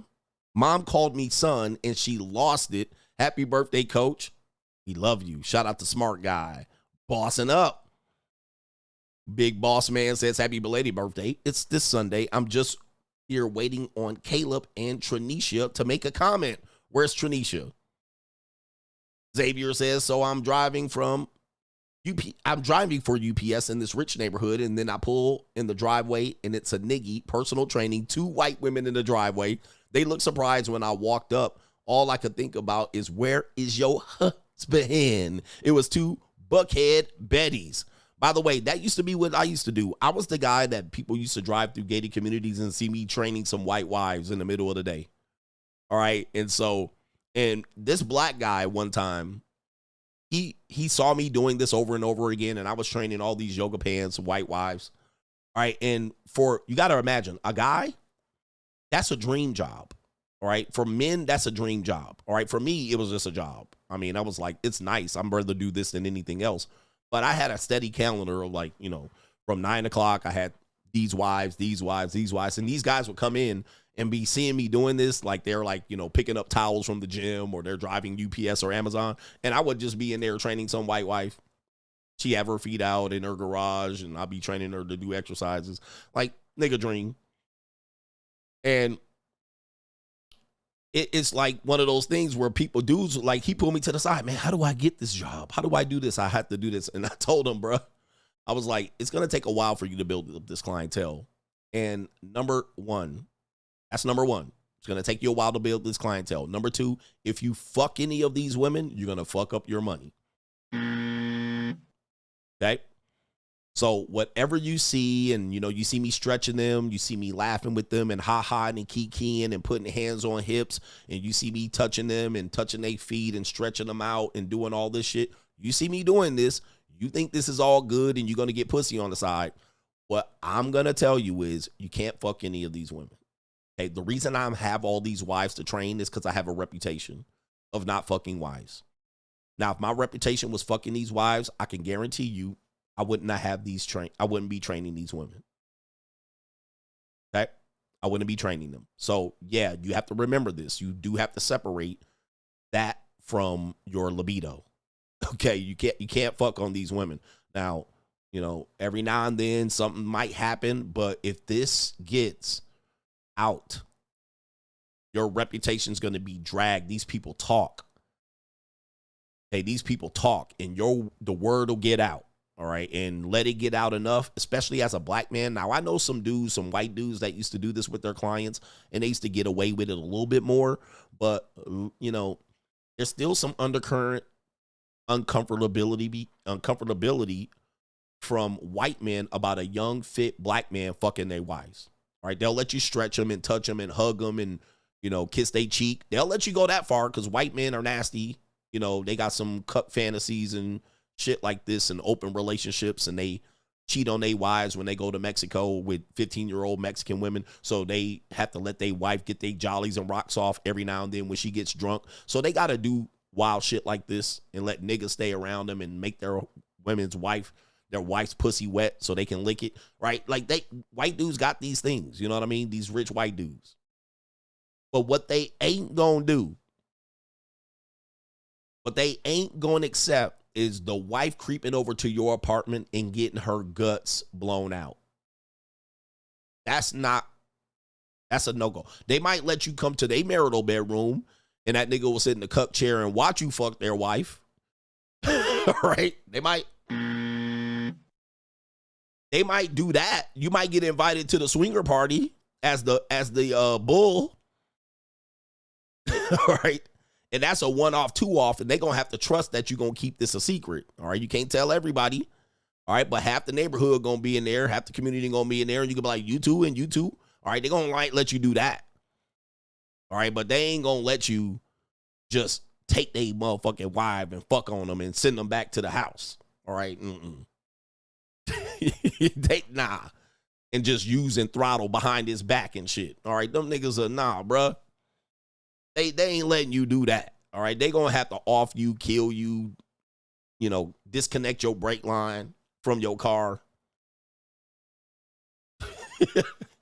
But they gonna find a way to get you killed. They ain't even gonna get blood on their hands. They gonna find a way to get you killed, fucked up, or something, crashed out. All right. Just don't engage in that. So I had to let him know that, just so you can see me getting close to these women. I'm like a friend of the family. You know, when it comes to rich, wealthy people, I don't care what race they are. When they trust you, they never fire you. When they trust you, they never fire you. Dude, these people got nannies and maids, and they don't even have kids for the nanny to babysit. The nanny just sitting at home, right? And they'll be like, oh, my nanny been with me for 15 years. I'm like, your kids are old. And that was like, the nanny left early. They don't never fire them. They're loyal. They're loyal to their service workers. They're loyal to the people, because what happens is you become a friend of the family, right? So they want to support you. They want to see you get better. They feel like they're contributing back. This is how they give back. So they're like, you're a family member. They invite me to their family events, their kids, bar mitzvahs. Like, I be in there. I'm a family member. They be taking family pictures and be like, you want to get in the picture? That's how they be. Like, I'll be in there showing up. They were like, oh, we're taking a family picture. You get in. And then I'll be in there like this.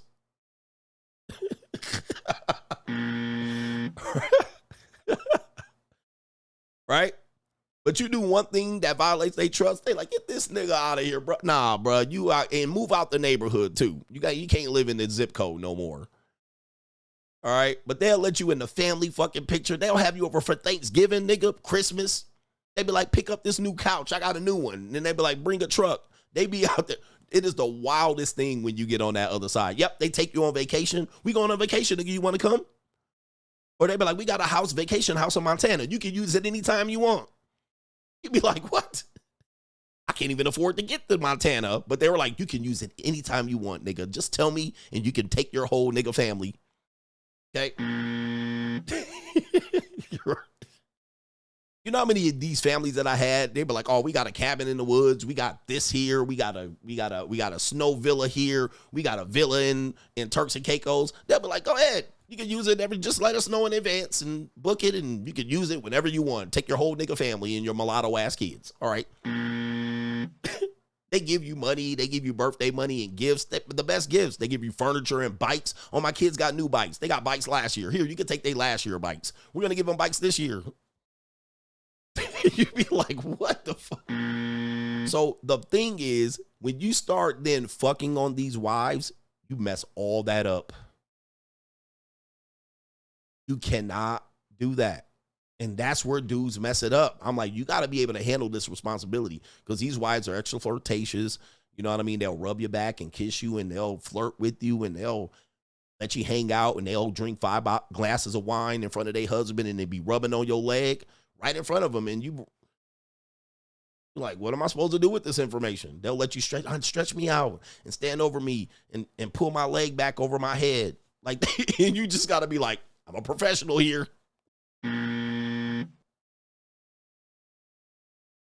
But guys aren't ready for that. They'll fuck their whole money up over some punani. Some 40-year-old wife punani. Like, this is what y'all do. And I had to tell them, I was like, can't violate. Okay, these are people that trust you. They trust you with your kids. Dude, I had one time. Can I tell you a story? And then I'll do the main event. I had one time. So I'm at this rich client's house. And I used to train their kid. The kid was an autistic kid at the time. He was like 13. He was wild as hell. And they, you know, he was a handful. So they already knew what they were handing me. So they felt sorry for me. All right. They was like, go ahead, you take him. So I was kind of, you know, like a mentor, trainer. I would just get him up off his video game or whatnot. They would leave the whole house and leave all the kids at the house. I'm like the nanny and the trainer, right? And they were like, can you stay longer? We're not going to be back yet. So I'm like, they had a nanny there. She was like 18, 19, right? Flat back, feet out, and then me there. Like, that's all that was there, their kids. One day, they got in trouble. They couldn't find the daughter, but I was at the house. So the mom's panicking. I don't know where my daughter is. I was like, she's here. She was like, okay, you stay there until I get there. I was like, but here's the thing about this.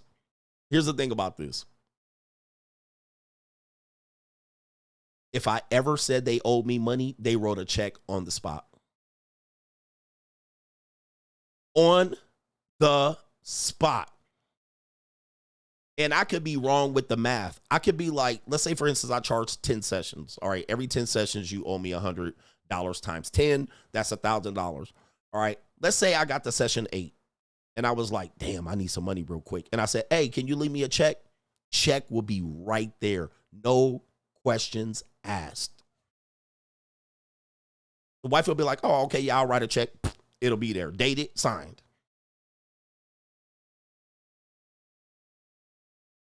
They would invite me to their private community, 4th of July, their boat parties. So it was a responsibility. The minute you violate that by being a thirsty, starving ass nigga, you're cooked. You lose all of that. Not only that, they give you people. Train my grandmother, train my son, train my daughter, train his wife. They give you people to train. So when dudes do this, they only see that part of it. Oh man, he getting close to these women and this is a dream job. But do not mess it up. That's why you got to have life outside of your work. And that's why I'm big on do not mess it up by sleeping with people at your job. Okay, do not do this. I know you think you can get it, and it's okay. I sleep with women all the time as an Amazon driver. Okay, go ahead. You're going to always be an Amazon driver. Okay, do not mess it up. And that's the only thing, because it can be tempting, and they'll make it tempting for you too. But one thing I know is that, and I've seen this happen, those same women that made it tempting, when they know that they could get caught, they'll snitch on you like Emmett Till. Okay? And I seen that happen. All right? I had a flirtatious woman in the gym one time, and then she was flirting with me, and I was like, oh, what we gonna do? And then she went and told and said she was uncomfortable. And then the guy that owned my gym was like, hey, you can't be out here doing this. We live in a conservative community. I was like, she was flirting with me.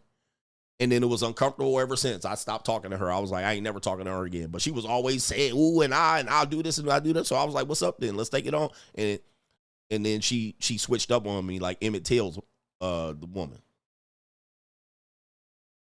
And I was like, never again. I was like 20-something when I learned that. I was like, never again, bro. Because women will be doing that. And as soon as you challenge their ass, they switch up. All of a sudden, they dragging me behind the car, throwing me in the goddamn Tallahatchie River. Okay, so don't fuck around. That's the advice I'm telling you, bro.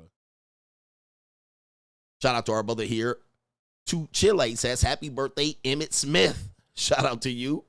And Bank says, happy birthday, OG. Love the show. The free agent lifestyle changed my life. Boss up. Shout out to you, brothers, man. Look. You better boss up, nigga. Okay. Boss up. Shout out to Xavier telling us that story right there. All right. Women switch up on you, especially when they about to lose all their shit. She about to lose and divorce and lose all of her country club benefits and all that. Not over your black ass. Not over your black ass. She gonna toss your ass in the Chattahoochee. Okay, you're expendable to them. It can make you disappear. Okay, they can ruin your whole clientele. And I'd rather stay with the money, okay, than to stay with these people running around here trying to get some 40-year-old woman's vagina. Anyway. She'll cry and be like, I was victimized and he pressured into me. He violated my trust and so forth and so on. All right. And maybe 9 won't, but the 10th one will. Okay. Maybe 9 women won't, but the 10th one will. Dude, I had one client used to flirt with me. I had a little group of 4 people in the morning, and this was a wife of a rich dude. She used to come in and flirt with me, and everybody in the class would be like, damn. And one dude was married. He was like, dang, you lucky. You lucky. And she would come in right in front of everybody. And she'd get real close to me, and she'd be like, and the whole class was like, dang, bro. But she was real fickle. One day she was real flirtatious. The next day she was like, she didn't know who I was. And I was like, I ain't going to press it. I'm not going to press it. But she was always kind of unhappy. I feel like she was super duper rich.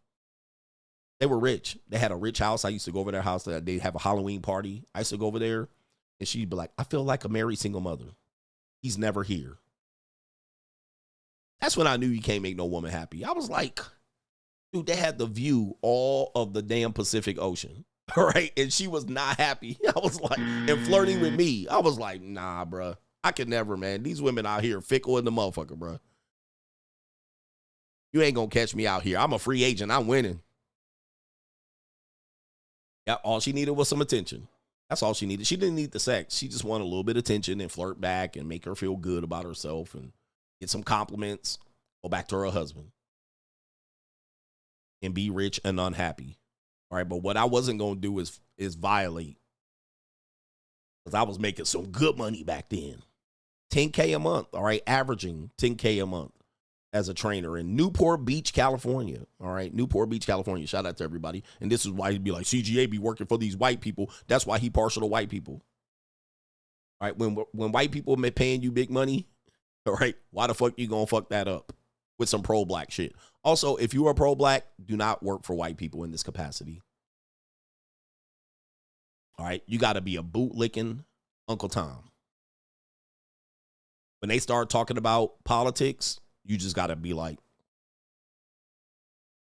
yes, Trump. Right. You can't be out here talking about 400 years of slavery and you disenfranchised as a black man and any liberal talking points. Don't even interject. Don't argue with them niggas. Whatever they talking about, all right, Gavin Newsom ain't shit. You're going to be like, he ain't shit. All right. All right, Gavin Newsom is the worst goddamn governor in history. Yes, he is. All right, and you're going to be like, I can do some shuffling too. Look out, man, what you gonna do? Look out, boys, it's coming through. Yeah, man, yeah, man. Yep. Whatever they say, you agree to. Well, Trump is the man. You come around here and fuck your whole bag up. All right. By the way, I did this with I had a Jewish client. All right. A nice little Jewish lady. She was funny as hell. She was a raging liberal in the conservative community. And I fucked up one time. And she was so pissed. Like this woman, I trained her son. I coached her son in flag football. These are stories. I coached her son in flag football. Her husband is a doctor. All right. And she's a stay-at-home mom. All right. They filthy rotten rich. She don't do nothing. She's a raging liberal in a conservative community. But I fucked around and shared some Alex Jones opinion with her. She was pissed. She was livid. I mean, irate. She was beyond irate. Man, she was so pissed. But the funny thing was she still trained with me because she still had packages with me. But she didn't say nothing to me. All right. I would just point and tell her where to go. And she would just do it. And she was livid, nigga. But man, she was irate.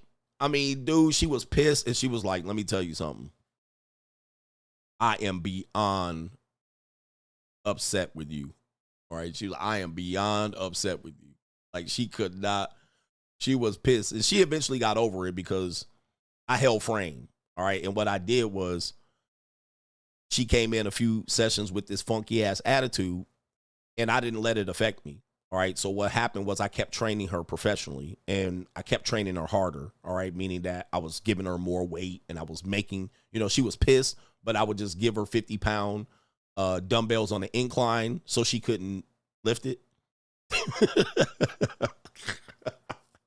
Right? Because what she was doing was she was taking out the anger by going, I'm going to just work it out, but I would just prevent her from doing the exercise a little bit or make her struggle. And what happened was she respected that I didn't back down. All right. So I was like, okay, bitch, you can be pissed, but here, pick up these 50s for the incline. And she would get up under it like, I'm going to do it. Like that type of thing. And so what happened was I started kicking her ass in the workout and she then respected it. Yeah, but she liked me. Like she liked me they all like you. All right. But that's how I held frame. I didn't back it up. I didn't apologize and sorry for it.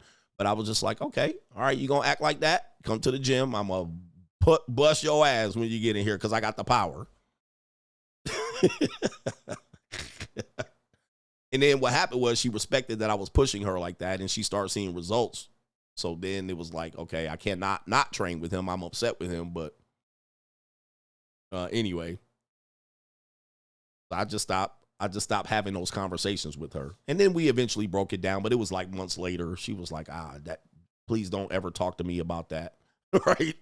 Don't ever bring that up. I'm upset about that you believe that. And again, who believes what doesn't matter at that point. All right. I wasn't going to stand on my square. I still believe the fact that it was just like, okay, yeah, man, I learned a lesson. You can't bring those conversations, even though you're having conversations like this, right? Sometimes it's fun banter, but sometimes people take things personally in a professional setting. And you got to just say, we ain't going to talk about it. We're going to agree to disagree. We're not going to talk about it. We're going to keep it business. All right. Anyway. Man, am I ever going to finish this show? All right. Yes, I will. Main event. Let's do it. Let's get the bell rung here. Main event. Yeah, never fuck your bag up. All right. Dudes will be out here, man. I don't care, man. I'll say what I got to say. Man, that bag, I was making a healthy bag. I had clients up and down. I was in private communities. I had the best clients. I was like, I ain't messing that bag up ever again. All right. Not for no sex, not for no opinions. And they also knew I was doing some red pill shit at the time. And they overlooked that. So I will tell them that too. All right. A lot of them found my videos and shit like that. And they would just be like, and some people would be like, oh, he's making weird videos on YouTube. So people were trying to discourage them from training and they stood up for me. All right. So there's another lesson there because people will show them and like, look at what he's saying on YouTube. And they were like, how are you training with him and paying him? And he's saying these things about women on YouTube.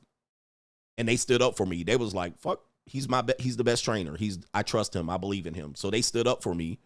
Not only that, one of them became a benefactor for my kids' private school tuition. All right. They paid half of my kids' private school tuition. All right. And I paid the other half and the baby mama paid zero. So that's how effective you gotta be with these people. They'll support you, man. They'll support you. They'll back you up. They'll try to get you in position. They'll try to get you in position to win. You just can't be a victim. You can't fuck their wives or their daughters. Can't do any of that. You got to separate all of that and then go over here. But that wasn't hard for me because I actually was able to do that when I coached women's basketball. I was able to separate women from, I was able to say, okay, these women that I coach, I don't mess with. But their friends in the dorm, right? The volleyball team, the tennis team, they don't count. The track team. But I was able to separate my position as a coach, even though these are young college females, I never crossed that line. All right. They're off limit. These are my profession. It's my job. However, their friends in the dorm are fair game. But you got to even be careful with that, because sometimes they don't like that either. All right. Sometimes they're like, yeah, but coach, man, not my friend in the dorm. Somebody say even their daughters. I knew a guy, he messed up his whole bag and he got arrested for fucking his client's daughter. And she was a minor. She was 16 or 17. So it happens. I've seen it happen. He had to move. He got arrested. He gave me half of his clientele too. He basically had to leave town. Loser leaves town. He was a black trainer. He had a female client that I think he was having sex with, and then he fucked the daughter, all right, who was a teenager. So, and then he got a record, and then he had to leave town, and one of the things he did when he left is he gave me his client book. He was like, here, I'm leaving town. I'm going to tell all my clients to train with you, and I retained about half of them. So, and some of the other ones didn't want to train with me. They were like, nah, we're loyal to him. So sometimes that happens. So, gentlemen, you got to distinguish. I know you hear me talking about JUCO and all that. I say that, but they're never going to be people that I work with. They're never going to be people that I have professional deals with. I could separate that. Some men cannot, and they'll mess up their whole bag. But I think he got jail for that. And then he ended up having to come back out of that, reestablish his clientele and then reputation. But then he ended up having to move. So anyway, main event. It happens. It happens. Right. The way you win in life is being able to separate your desires from your money. And I keep preaching that over and over again. You're going to pay at some point. Y'all hear me preach that all the time. You're going to pay one way or another. Okay. It's going to come up. It's going to catch up to you. It's going to bite you in the ass, bro. So never think it's free. You got to be able to say, these women here off limits. These women over here fair game. Brian McKnight beats his baby mama terrorist in court allegedly. We'll give you the rundown on this story. This story is something that I covered not that long ago, and there were several videos that I covered on this one. Just to give you the update on this situation right here.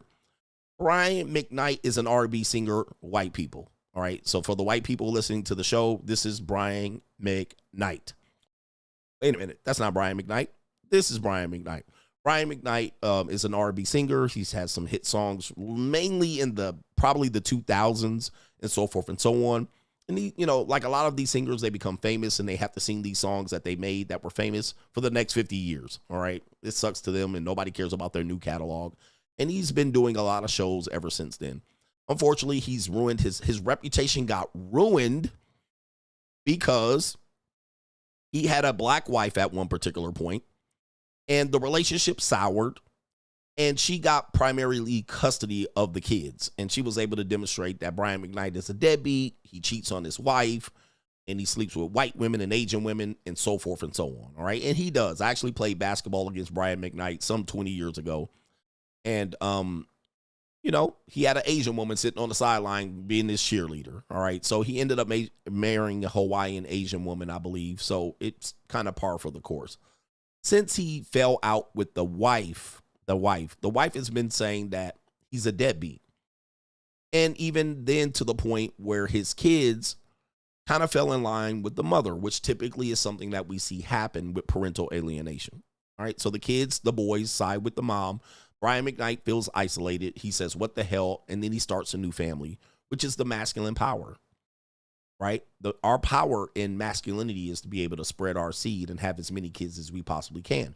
Society tells us otherwise, right? Monogamy, be faithful, have one kid. If your wife only wants to have one kid, you only have one kid, right? They strip that away. The child support system is a way for them to control that, right? By saying you can't have children by multiple women. You can't be fruitful and multiply.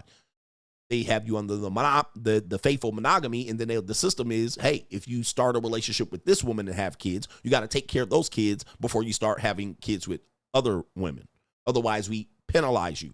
So financially, one of the things that we do is say, hey, I had kids with this woman, and then it didn't work out. Now I'm paying child support. I can't afford to have kids with another woman. It becomes a barrier, and that's what child support does, right?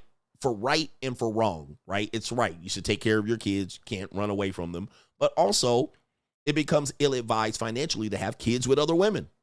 So it prevents you from doing that. If you're rich, you can overcome that. Elon Musk, Nick Cannon, Brian McKnight. So what he did was, I'm going to start a new family. All right, this first family didn't work. We had 2 or 3 sons. This didn't work. All right, I don't have relationships with these kids. So he's not just going to sit at home. He said, I want to have new kids, but he did it with a non-black woman. At that point, he has been ostracized from the black community, and thus his name is dirt. Because all they have to say is you're a deadbeat, and that's essentially what happened when the sons got older. Okay, so when the sons got older, they basically came out and they said, oh, let me just show you this. Let me show you this as I'm explaining the story, because this is important.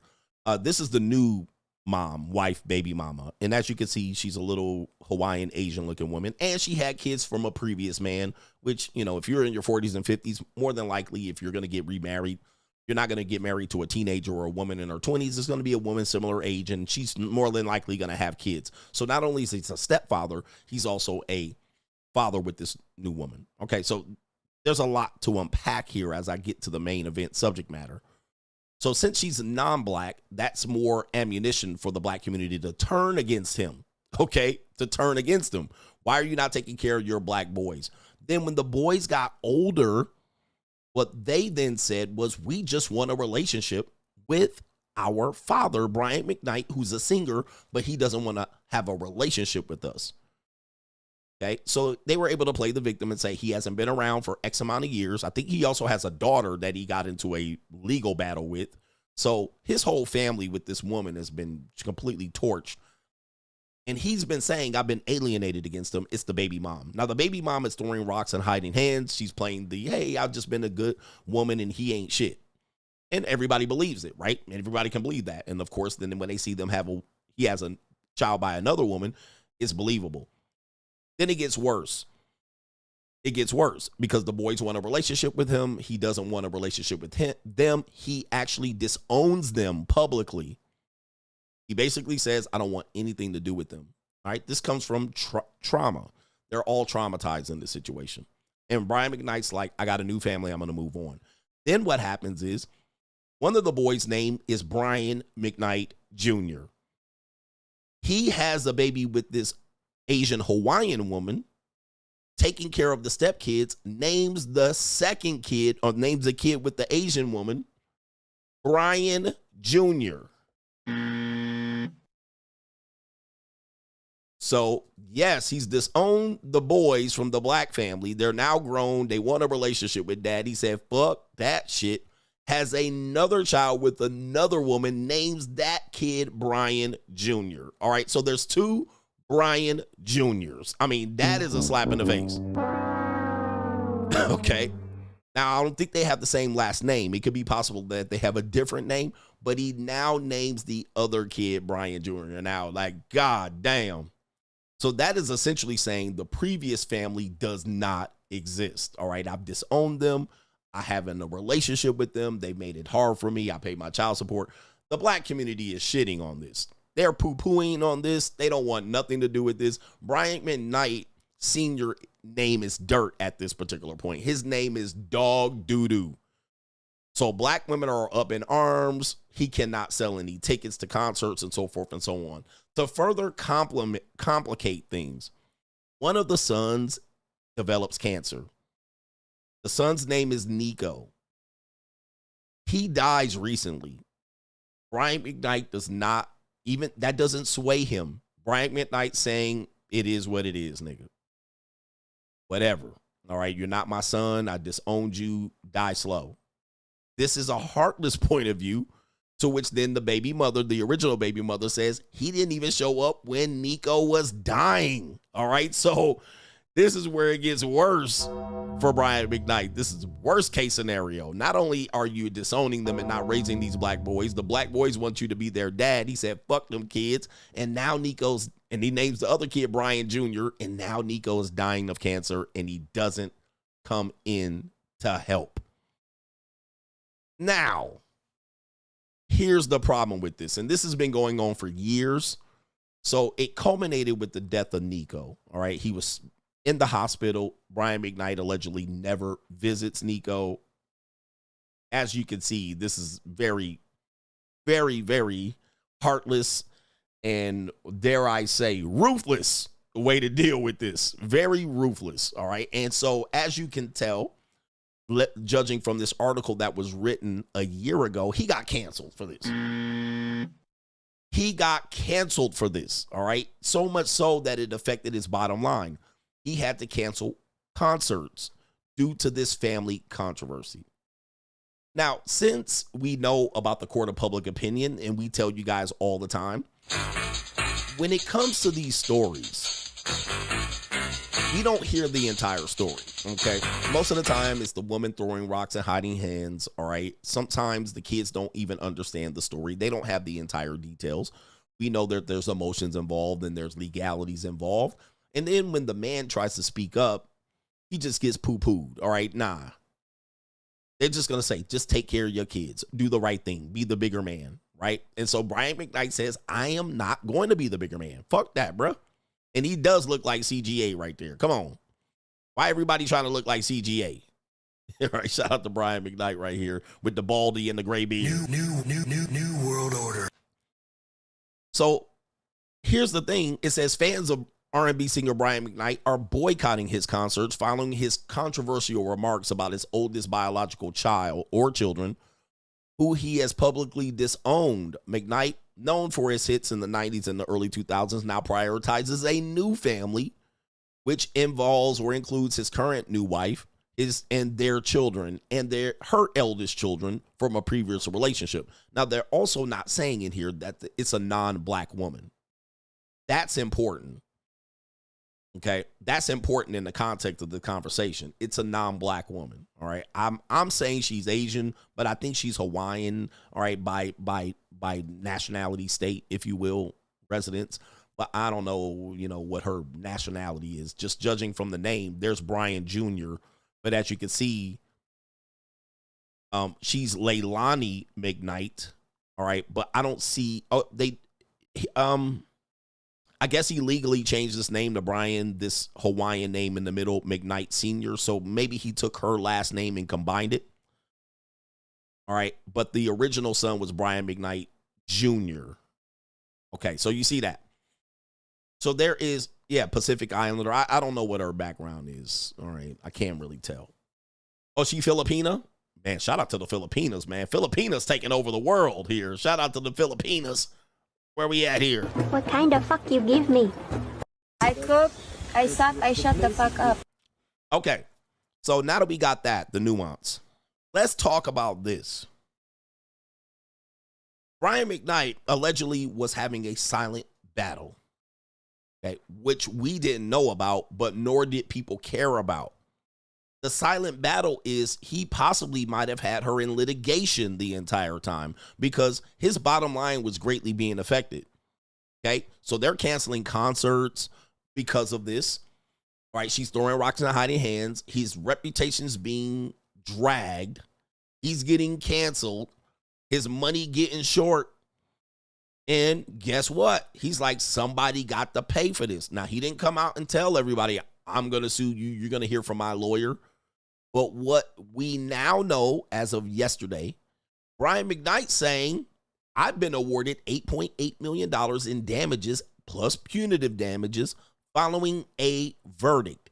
Now, we don't know what the verdict is, but he's insinuating that he has been wronged and the court has agreed with him that the ex-wife, in fact, was the bad guy and he has been awarded these damages. Let me read the context here, and we know he ain't gonna see a dime of this, but the world is silent about it, and I cannot be silent about it because these are the type of things that men do, and it takes 5, 10, 15, 20, 30 years for us to see any retribution, right? Your kids come back and they're 30 and they finally say, damn, my mom was tripping.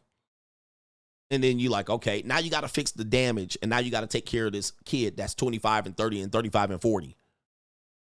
But just because you're awarded damages doesn't mean you're going to get them. But this is vindication for Brian McKnight.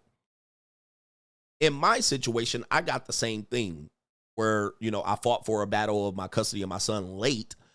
They were trying to paint me as a deadbeat and a non-contributor to child support and all of these things, only for me at the last year when my son was 17 to get a printed record.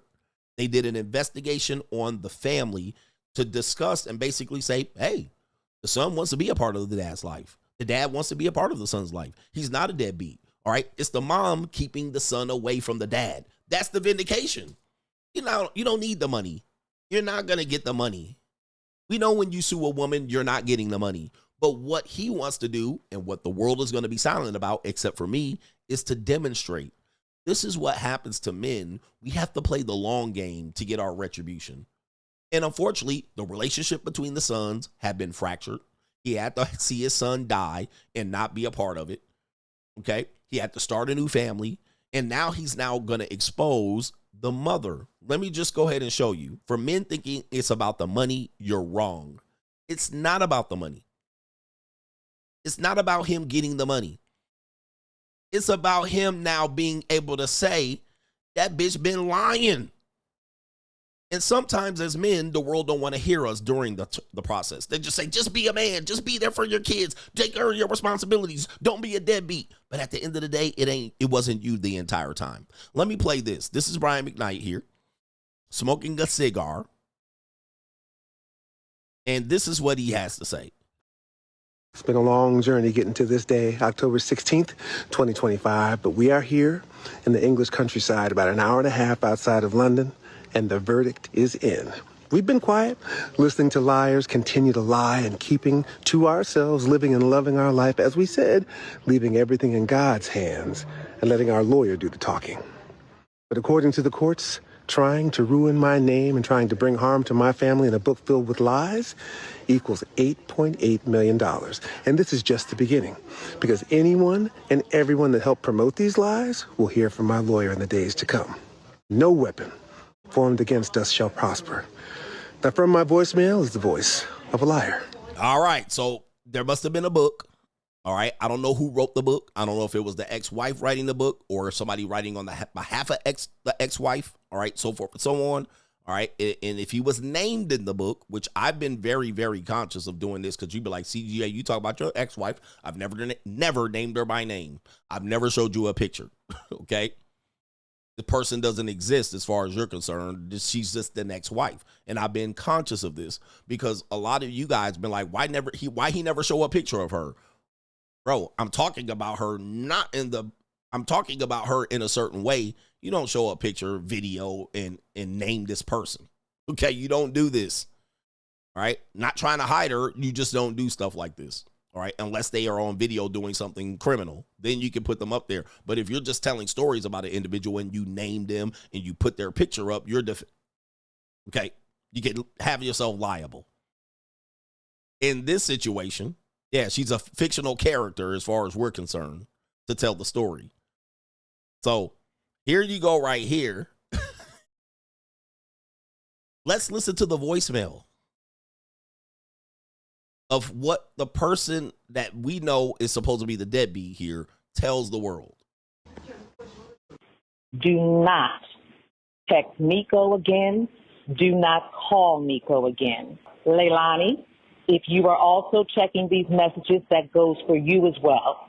I am very serious about this. I am very serious about this. Do not text him, period. Period. Please understand that. And Brian, you know me. You know me. And you know that I mean what I'm saying to you. Let me stop right here. Let me stop right here. when I say that men deal with this all the time, but then when they call you a deadbeat and be the better man, and if your kids want a relationship with you, you just got to go in and let bygones be bygones. That's not always the best strategy, all right, because they're committing what I think is a crime against humanity against you, all right, by violating your relationship with your kids, putting them not in the best situation. And your kids sometimes co-sign with it. Your kids don't come back for the right reason. They come back because they're broke. They come back because the mom don't have no more child support money. But if you hear her message, and I do have a video of her where she's sitting up here, I was good and he was a deadbeat, right? She was up there playing the angel. But listen to the voicemail. Brian McKnight said, bro, and he didn't play this voicemail before the lawsuit was settled. He let everybody call him a deadbeat, but he said, I got the truth here. I'll show you how evil this woman is and how she's been saying, stay away from my son. Even when the son wanted a relationship, I believe this is when he was with the new wife. That could have been around the time where Nico was sick. She names Nico by name, not the Brian, it's Nico. So this could have been around the time he was sick and the mother saying, stay away.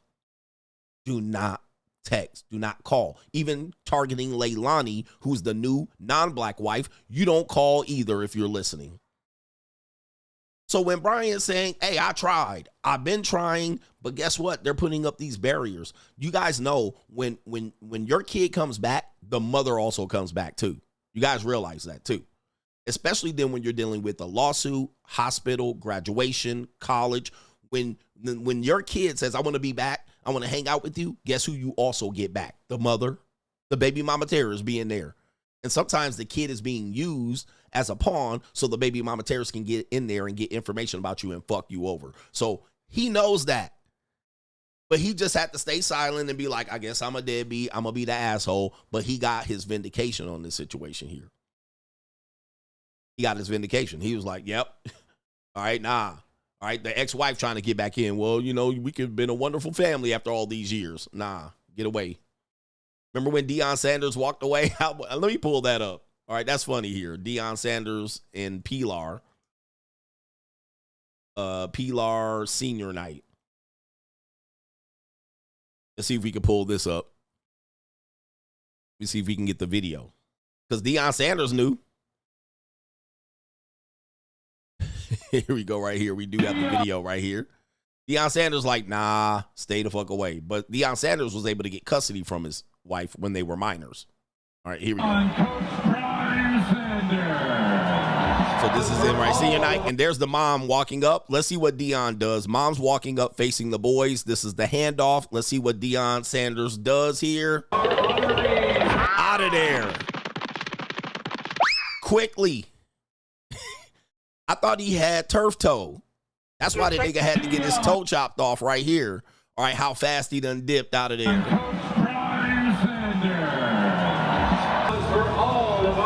He come that crazy bitch.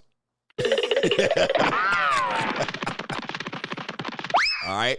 So Deion Sanders said, nah, bruh. All right, that's evil coming this way. All right, that's evil. Not even through my sons will I let evil come my way. All right, but let me see if I can find that video of Brian McKnight's ex-wife speaking here so you can see how messed up the game is.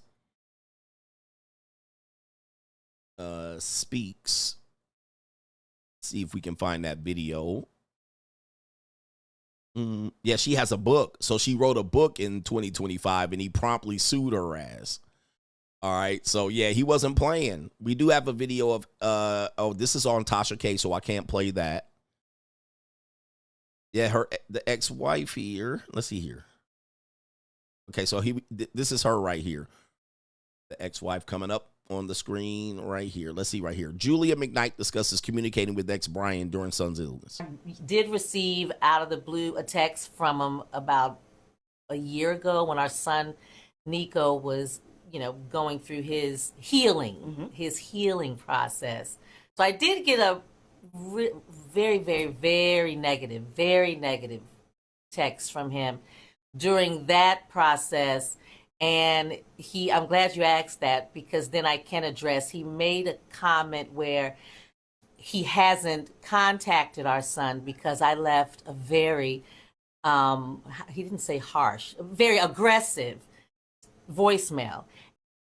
You see how she covering it up? Yeah, he left an aggressive. He said I left an aggressive voicemail. You heard the voicemail. We all heard it. And it was a very aggressive. Okay, it was that. She said, "You know how I am." That's a threat. So now she's trying to tap dance and throw flowers and shit on it. Oh, you know, he said that I left the. What did he say? Aggressive, very demanding. All right, yeah, bitch, you was very bitchy in the voicemail. It was without a doubt. And in a way, I will say that that is true. Because once the text was received, I did make it very, very, very clear that this type of negativity is not what's going to be allowed in this space. And okay, he was negative, huh? If this type of negativity is what you're bringing, do not bring it here. Now, this is why I can't say, man, like I would say, dude, like if you're dating, let's say this woman's dating. Okay, let's say she's dating. If she's dating, she can never be comfortable with you as the boyfriend. She's too busy trying to sabotage the ex-husband, right? She hasn't even healed from that particular trauma. So she's going to bring that trauma. You're going to inherit that baggage from her, which is going to complicate your relationship. All right, so you see what she's doing here. But you heard the voicemail, all right? The voicemail tells it all. And not only that, we got the lawsuit, punitive damages from an alleged book that was written by this woman, all right? Really got her real quick. All right, shut that shit down. Gotcha, bitch. Shut that shit down. So it is very tough. Unfortunately, this is a tough situation, and these ain't my kids, but I got kids that are in similar situations. It's not easy, and it's not easy to just be the bigger man. It's not easy, all right, because there's a lot of toxicity happening in the background. Most of the time, the pot's being stirred, and all you're trying to have is a relationship with your kids, but you're signing up for this trauma. I believe there's a viral video of Christopher Smith talking about this as well, of him disowning his own daughter. And Christopher Smith is a legend in this space. He doesn't have a lot of subscribers. He used to go by the League of Dads. But I seen there's a viral clip of him saying, I had to wash my hands of my daughter. He calls his daughter his former daughter. Okay. And this has been documented for many, many years. He's been talking about this. But hey, sometimes you got to just be like, it's not worth it. It's not worth the stress, the trauma. I want to live until I'm 85 and 90.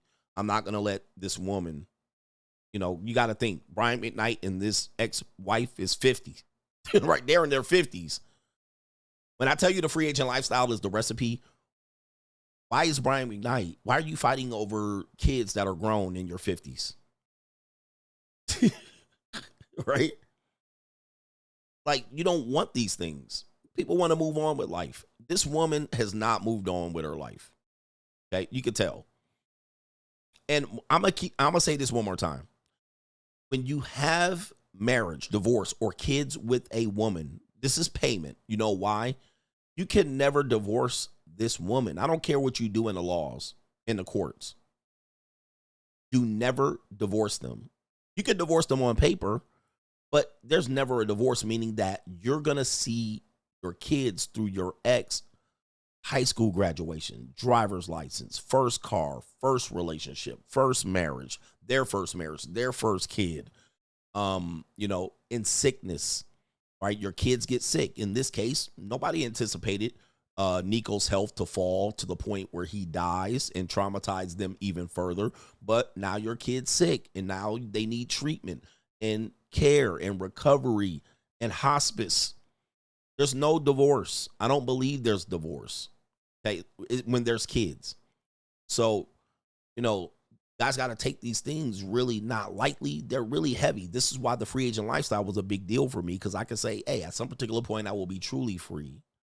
All right. Especially then if I can look at my ex and whoever kid don't want to be a part of my life and say, okay, fine. All right, come see me if you're sick or you need.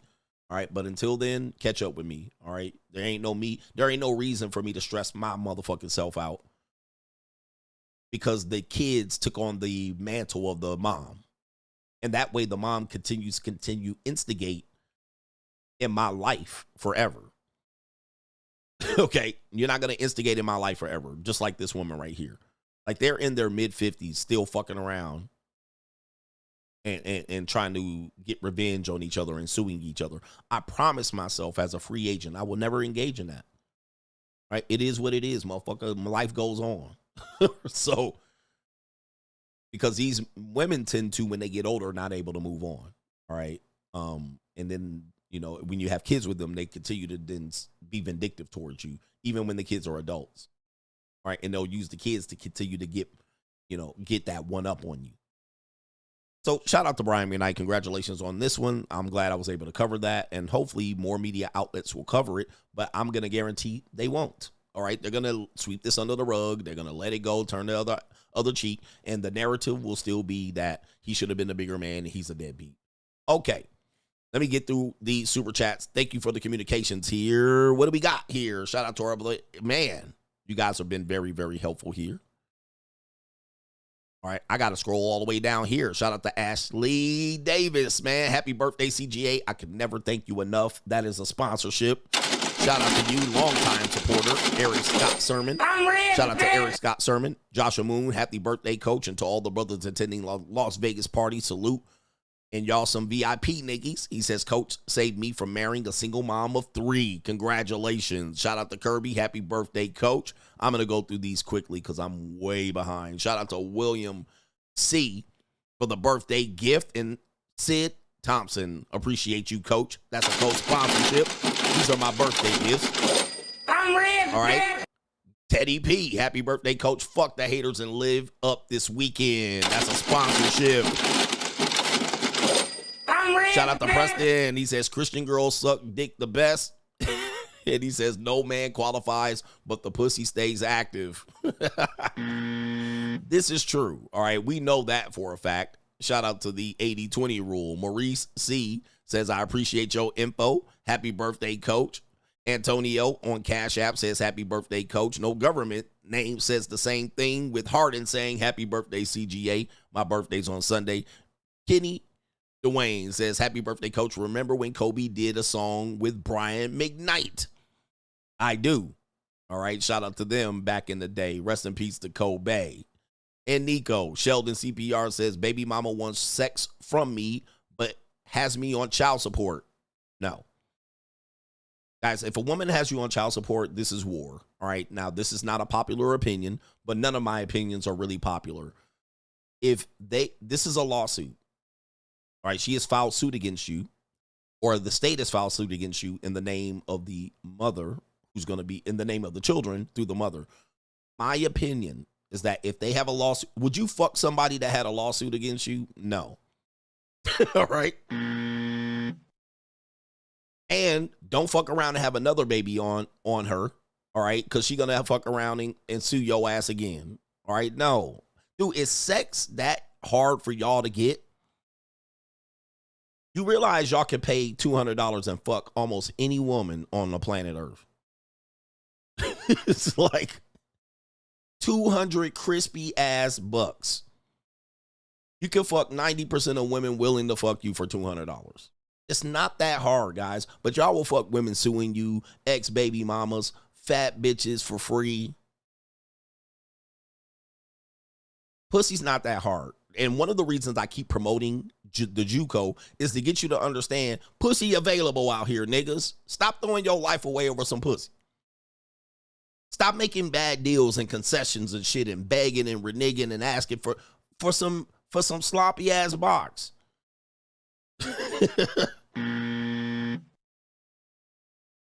Like, bruh, there are women walking around hotels in Las Vegas trying to give some pussy away and sell it. Like, bro, man, stop. It ain't that hard, man. It's not that hard. But y'all trying to prove that y'all got some fucking deal, a steal of a deal. I got some pussy off layaway or some freebie. Bro, man, just get 200 crispy ass dollars. You can head anywhere in the world and fuck somebody. Stop. Don't throw your life away over this. You could throw $200 at it, $300. You could throw any hundreds of dollars at it, and you can get it.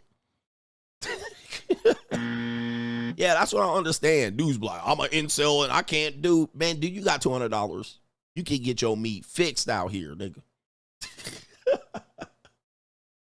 fixed. You can get it to completion how you want it, but I wanted that burning desire. I wanted to enjoy it. Most wives don't enjoy having intimacy with their husbands, bruh. They be lying to their husbands. Chill the fuck out. Take your ego away from sex and you will realize it's a very gettable thing. It's your ego. And people will say it's not your ego. Watch these niggas that say they're good with women come out here and brag and live in an apartment with popcorn ceiling with nothing to their fucking name. But they'll come out here and brag like they're conquering the world. They'll come out here with this goofy ass smile like this. Yeah, nigga, I'll be out here, really be out here slaying it, man. They be really out here throwing it to me, man. Their whole ego is wrapped up into it and nothing else sense of accomplishment in their whole fucking life. You know what I'm saying? They really be liking the brother out here. You know, when I go over here, when I go to Colombia, and they be pulling and grabbing after me. Like, is your ego into vagina that much? It ain't that big of a deal, nigga. What do you own anything, nigga? What's your credit score, nigga? Like what? Did you read my book? Smoke alarm chirping, popcorn ceiling, one window in the whole fucking apartment. Well, I'm really good at women. You discount that, nigga. That way, I mean, I don't have to pay, ass nigga. Okay, your car got under 10,000 miles in it. It doesn't, nigga. You never bought a new car in your life. You driving your grandmother's Caprice, nigga, with rims on them, and you're telling me you're good with women, and your whole ego's wrapped up into this accomplishment. Jesus Christ. Jesus Christ, grow up, bro. It ain't that big of a deal after a while, nigga. You just bang them away, bang, and you will just do it for a handshake and recreation and move on back and go back to work. You were like, let me go back to work. Finish the job. But y'all got to grow up first. Y'all still trying to prove that y'all so successful out here, nigga. Show me what you own. Nothing. All right. Niggas got bus passes and subway passes trying to argue me about paying and not paying. Bruh. Shout out to our brother, no government name, says Coach is the only one that lives what he preaches in this space. Him being 50, black, successful man off YouTube, touching young hips, makes him an anomaly to the system and why he gets so much hate. He's living proof life gets greater later with men with a purpose. Free agent lifestyle for life. Shout out to no government name, and that's facts. That's facts. All right. I ain't got dark eye circles under my eyes. I ain't got diabetes, fat stomach. We got a couple here, man. We got a lot of people. Jay from the UK, happy birthday, brother. He says, what a way to go into your 50s. I'm so happy to see your hard work, dedication, and talent catapult you to where you are now. I turned 50 in November, and I wish I had the knowledge that you shared in my 30s. Life would be so much better. It's a co-sponsorship. Thank you from the UK. I'm going to read all of these. By the way, man, I'm the total package at this particular point. I got a 4-pack. All right, we healthy. Caitlin says, women can't always win in a divorce. He says, hope you stay married, Coach. He says, had you stayed married, you would have had to deal with menopause and reassuring your wife if she's still the one for you. We neglect the responsibilities husbands have in society. Now you're 50, hanging out with JUCOs. I won. What if you get sick, nigga? Who gonna take care of you? Filipina nurse. All right. A lot of Filipinas here in Las Vegas and Los Angeles. All right. I don't even have to fly one in. Shout out to our brother Caitlin says women. Okay, I already got that one right quick. We're going to get everybody. I know I got to catch up. Filipino nurse going to take care of me. She's probably going to kill me at some particular point too, but that's neither here nor there. All right. I can't control that. Shout out to our brother here. Brian says, Coach, when you open up your vape shop, you can hire me for security. For sure. All right. We're going to sell vape to the normies. All right. Maybe have a business investment. I'll open up a vape school like Dr. Umar. Shout out to our brother Pug. Dad says, been away for a minute. Figured I'd drop this 100 to fund your vape stash. LOL. That's a sponsorship. I'm rich, bitch. Shout out to you, man. Somebody said, take my vitamins and say my prayers.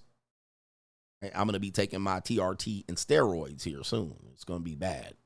Shout out to our brother here. Clarence says, happy birthday, coach. Boss Up season in this effect. He says, thanks for all that you do. Appreciate y'all over on the PayPal. All right, we're going to get all of them. Get it all, baby. All right. We got our brother here. Emmanuel says, happy birthday, my GOAT. Keep sending wisdom on how to win in life to men like me that desperately need it. Okay, we're only concerned with how men can win. All right, I can tell women how to win too, but ladies, y'all gonna have to come drop that neck or something. All right, you're gonna have to come in and put in some. It's barbecue in there. No government name says, shout out to the coach and the coach gang. Just checking in to say thanks for all you do. Happy born day. Have a great and strong end of the week. Enjoy. Thank you, man. And then I think I got one more over on the PayPal. And thank you for these birthday gifts. I appreciate that. Y'all do this once a year, and it blesses me. Shout out to you. It is Kadion says 5450. Happy birthday. Been here since the video showing your ex-wife making it difficult for you to see your son. Was that you? Yes, that was me. That video. And that's you. It still exists on the internet. It's hard to find, though. All right, I actually bumped into that video. It's not on YouTube. It used to be on YouTube. And then quick inside information, my daughter found it when she was much older, right? You guys got to remember, my daughter was like 11 or 12 when it happened. And then she found it when she was like 15. All right, so, and then she was reading the comment section. And she would, right? But I think what happened was my ex-wife showed that video to my daughter and then said, look at what these people are saying about me. And then it actually made my daughter more sympathetic towards the ex-wife. Inside information that you didn't know. All right, but yeah, that happened. So a video doesn't exist on YouTube anymore, but it's somewhere. Shout out to our brother Kenny Dwayne says, happy birthday. Remember when Kobe did a song with Brian McKnight? I already had that one, the Empire Podcast. Happy birthday, CGA. Thank you. The rich don't vape, but they love the coca. Yes, they do. And they show up to work after getting blazed. Venmo is struggling right now. All right, what is Venmo doing? Okay, what the hell is going on here? Okay, Venmo wants me to sign in, thinks I'm a robot. Let me see what we got here. They got me moving shapes around. Yep, Father of the Year. Holy mackerel. Yo! My brother James E. Cornett. Okay, we about to piss off some haters, bro. We about to piss up some haters. My brother, James E., my spit brother, my Eskimo brother, unfortunately. Shout out to James E. Cornett. I am going to call you that. Happy 50th birthday, CGA. You've changed my life in so many ways. I wish I could be with you tonight, but I can't do the work. I manage over 300 clients all by myself every day. But here's a small gift to show you how much I appreciate you. God bless. Ladies and gentlemen, we got to do it. Here we go. Buckle up your seatbelt. Haters, let's go. This is going to get long. Let's go.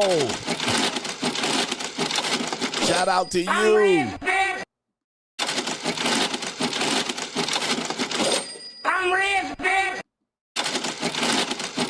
I'm trying to keep count.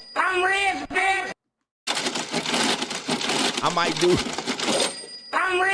too many or too less. I need to acknowledge him. James E. in the building. My brother. One more. Let's go. James E. He winning. He got the lifestyle where he wins. The winning lifestyle. Shout out to you. Wow. Put James E. in the Venmo. Wow. Shout out to you. That's a birthday gift, and he out here, but he won't be able to join us this weekend. This is no big deal, man. My brother got 300 clients. He managing, and he winning. All right, shout out to No Government Aim SD says, hey, coach, have any of your old rich clients seen you in the new life and reached out? not so much. All right, because no. The answer is no. But they watch me. Like, they know about it. But they haven't been like, hey, we're happy. I not really. Because they still want me to train them. All right, they still think I left them and abandoned them. Shout out to our brother here. Kevin Sullivan says, I just watched a Hell's Kitchen episode with a guy who had a fiance at home, and he was cheating with the slop-a-lop on the show. Long story short, he ended up getting eliminated by her, and he lost his fiance. When he got home, he messed up that chicken bag. Don't eat and shit. Don't shit where you eat. Do not shit where you eat, man. I mean, you can, but just because you can doesn't mean you should. Shout out to Cutie Exec. We smoking 50th anniversary Padrones today. He says, don't listen to your aunt, and also fuck your uncle. He says, a big shot ain't nothing but a little shot that kept shooting. Putting hands on hips and flicking ashes on her back. Peace, Cutie Exec. He bossing up. NGM, my father is also a Libra and judges a lot. He says, especially people who smoke and drink and do drugs. Successful himself, owns a house in an expensive area in Ventura County, almost paid off, migrated here, hardworking. He's in Mexico right now, probably with young women, and he's 59 years old. You remind me of him. Libra scale in the building. I do judge, all right? And so he said, you're a Libra, and I judge people a lot. Yes, we do judge people. That's part of what we do. But shout out to is that your uncle? You said it was your father. Shout out to your father in Mexico with some señoritas and tequila.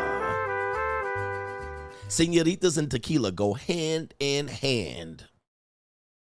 Shout out to you. Jay McGee says, what's up, coach? I'm starting to think ninjas who believe in Sky Daddy have a mental illness. How you gonna love someone who watch you get beat during slavery? Then you have to get a good something after luck. Fuck that.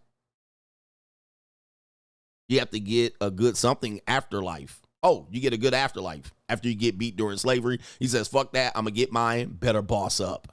All right, he's saying the Sky Daddy belief is ridiculous. J Mac says, oh, that was Jay McGee. Yeah, shout out to you, man. Kid Cuddy.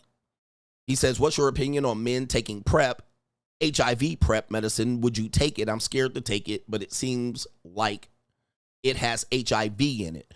I actually had an appointment to do PrEP, but I decided against it because side effects. All right. I don't think there's enough information for me to take that heavy a drug. And I'm going to tell you, it's a heavy drug to take. Also, you probably not going to get HIV, or you probably could get your HIV. I don't know, man. I think it's way too early for me to be doing HIV PrEP, although I did go through the paces to get it, even down to they sent me the medication. All right. They actually sent it to the pharmacist and they sent it back. All right. Because I didn't pick it up. I was like, nah, fuck it. I'm going to roll the dice. All right. I'm not ready for that. I just don't believe men are meant to be taking that much medical things related to reproductivity and that yet. But, I was like, yeah, I'm in Las Vegas, so yeah, condoms. Mikey says, happy birthday, coach. Sorry I couldn't be there. He says, I still got some bossing up to do. Enjoy your birthday. Live it up with the gang and the bunnies. All right. Indeed, Dr. Beto or Dr. Beto says, happy 50th King. It's your birthday, so make sure your blood pressure is normal. Take that baby aspirin.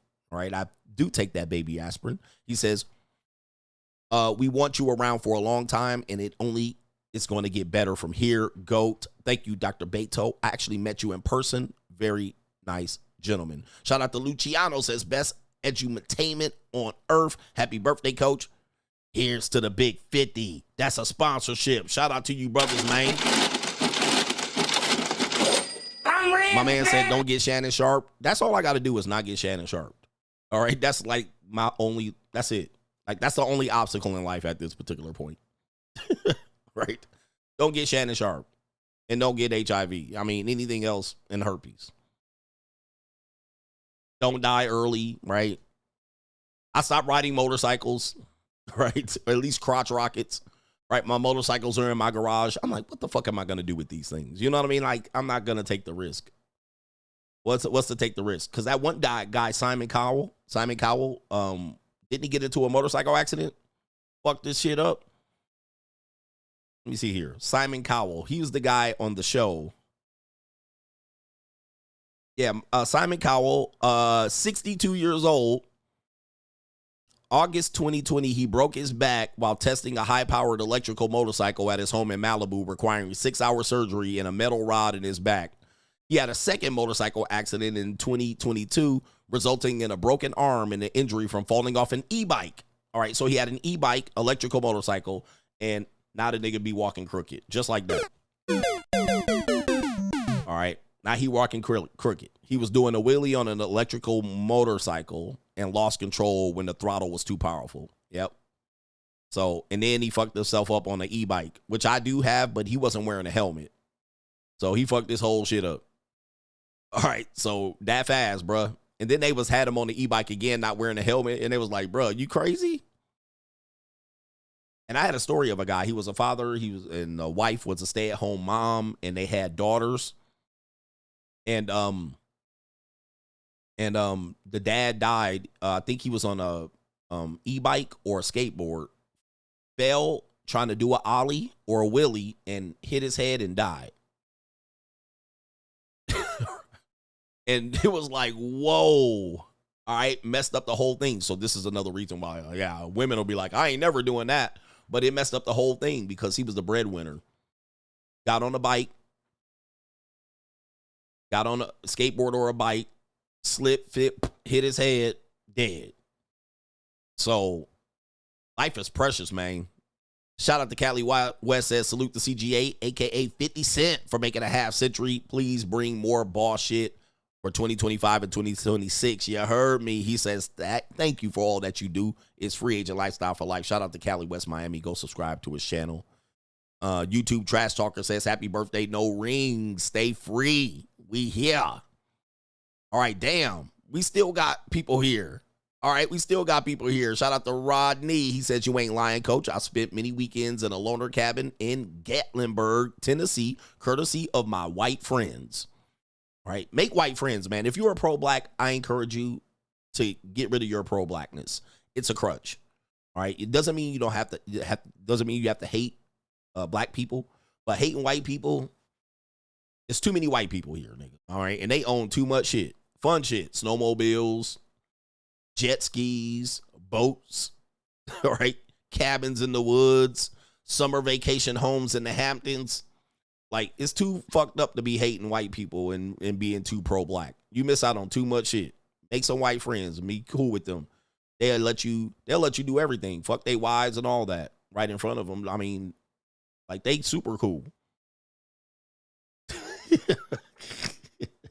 Get out there. Get some white clients. Don't start a business and be like, we're only going to be a black-owned business. You're going to fuck your business up. Your business is going to go bankrupt. Your business is going to go bankrupt for trying to only help niggas. All right, hey, man. They be tricking, taking you skiing at the Aspens. All right, you better know some white people, man. Don't be out here hating white folks. All right, racist. If you're a racist black person, you gonna fixing to lose. The right people. All right, they be having all kind of extra shit and shit that you can borrow and shit that you don't have to buy. Can-Ams and motherfucking RVs and ATVs and shit that they go in the desert and be out there, yeehaw, and jigger, jigger, jigger. Right, they be out there, jigger, jigger, jigger, trigger, trigger, trigger, trigger, trigger, nigger. Right, they be having a good old time, yeehaw. They be get.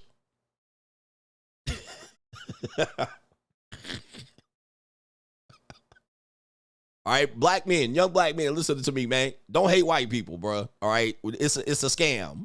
Hating white people will get your ass out here. They be out there, out there with fast cars and shit, and white people got toolboxes and shit.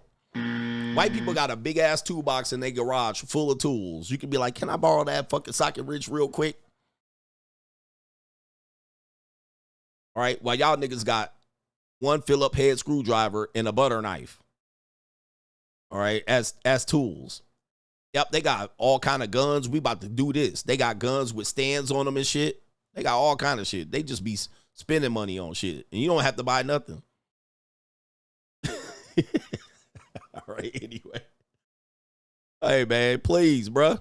All right. Hey, if you a young black man, stop hating white people. Do not hate them low grade niggas. All right. Hate white people. All right. Them niggas are never going to be nothing. All right. You better love white people. Hey, white folks, what y'all doing?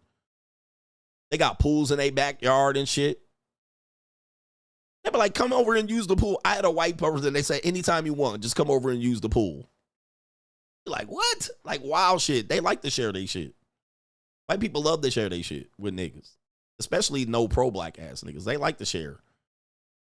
Just don't fuck their daughter. Like, that's the only thing you don't fuck their daughter.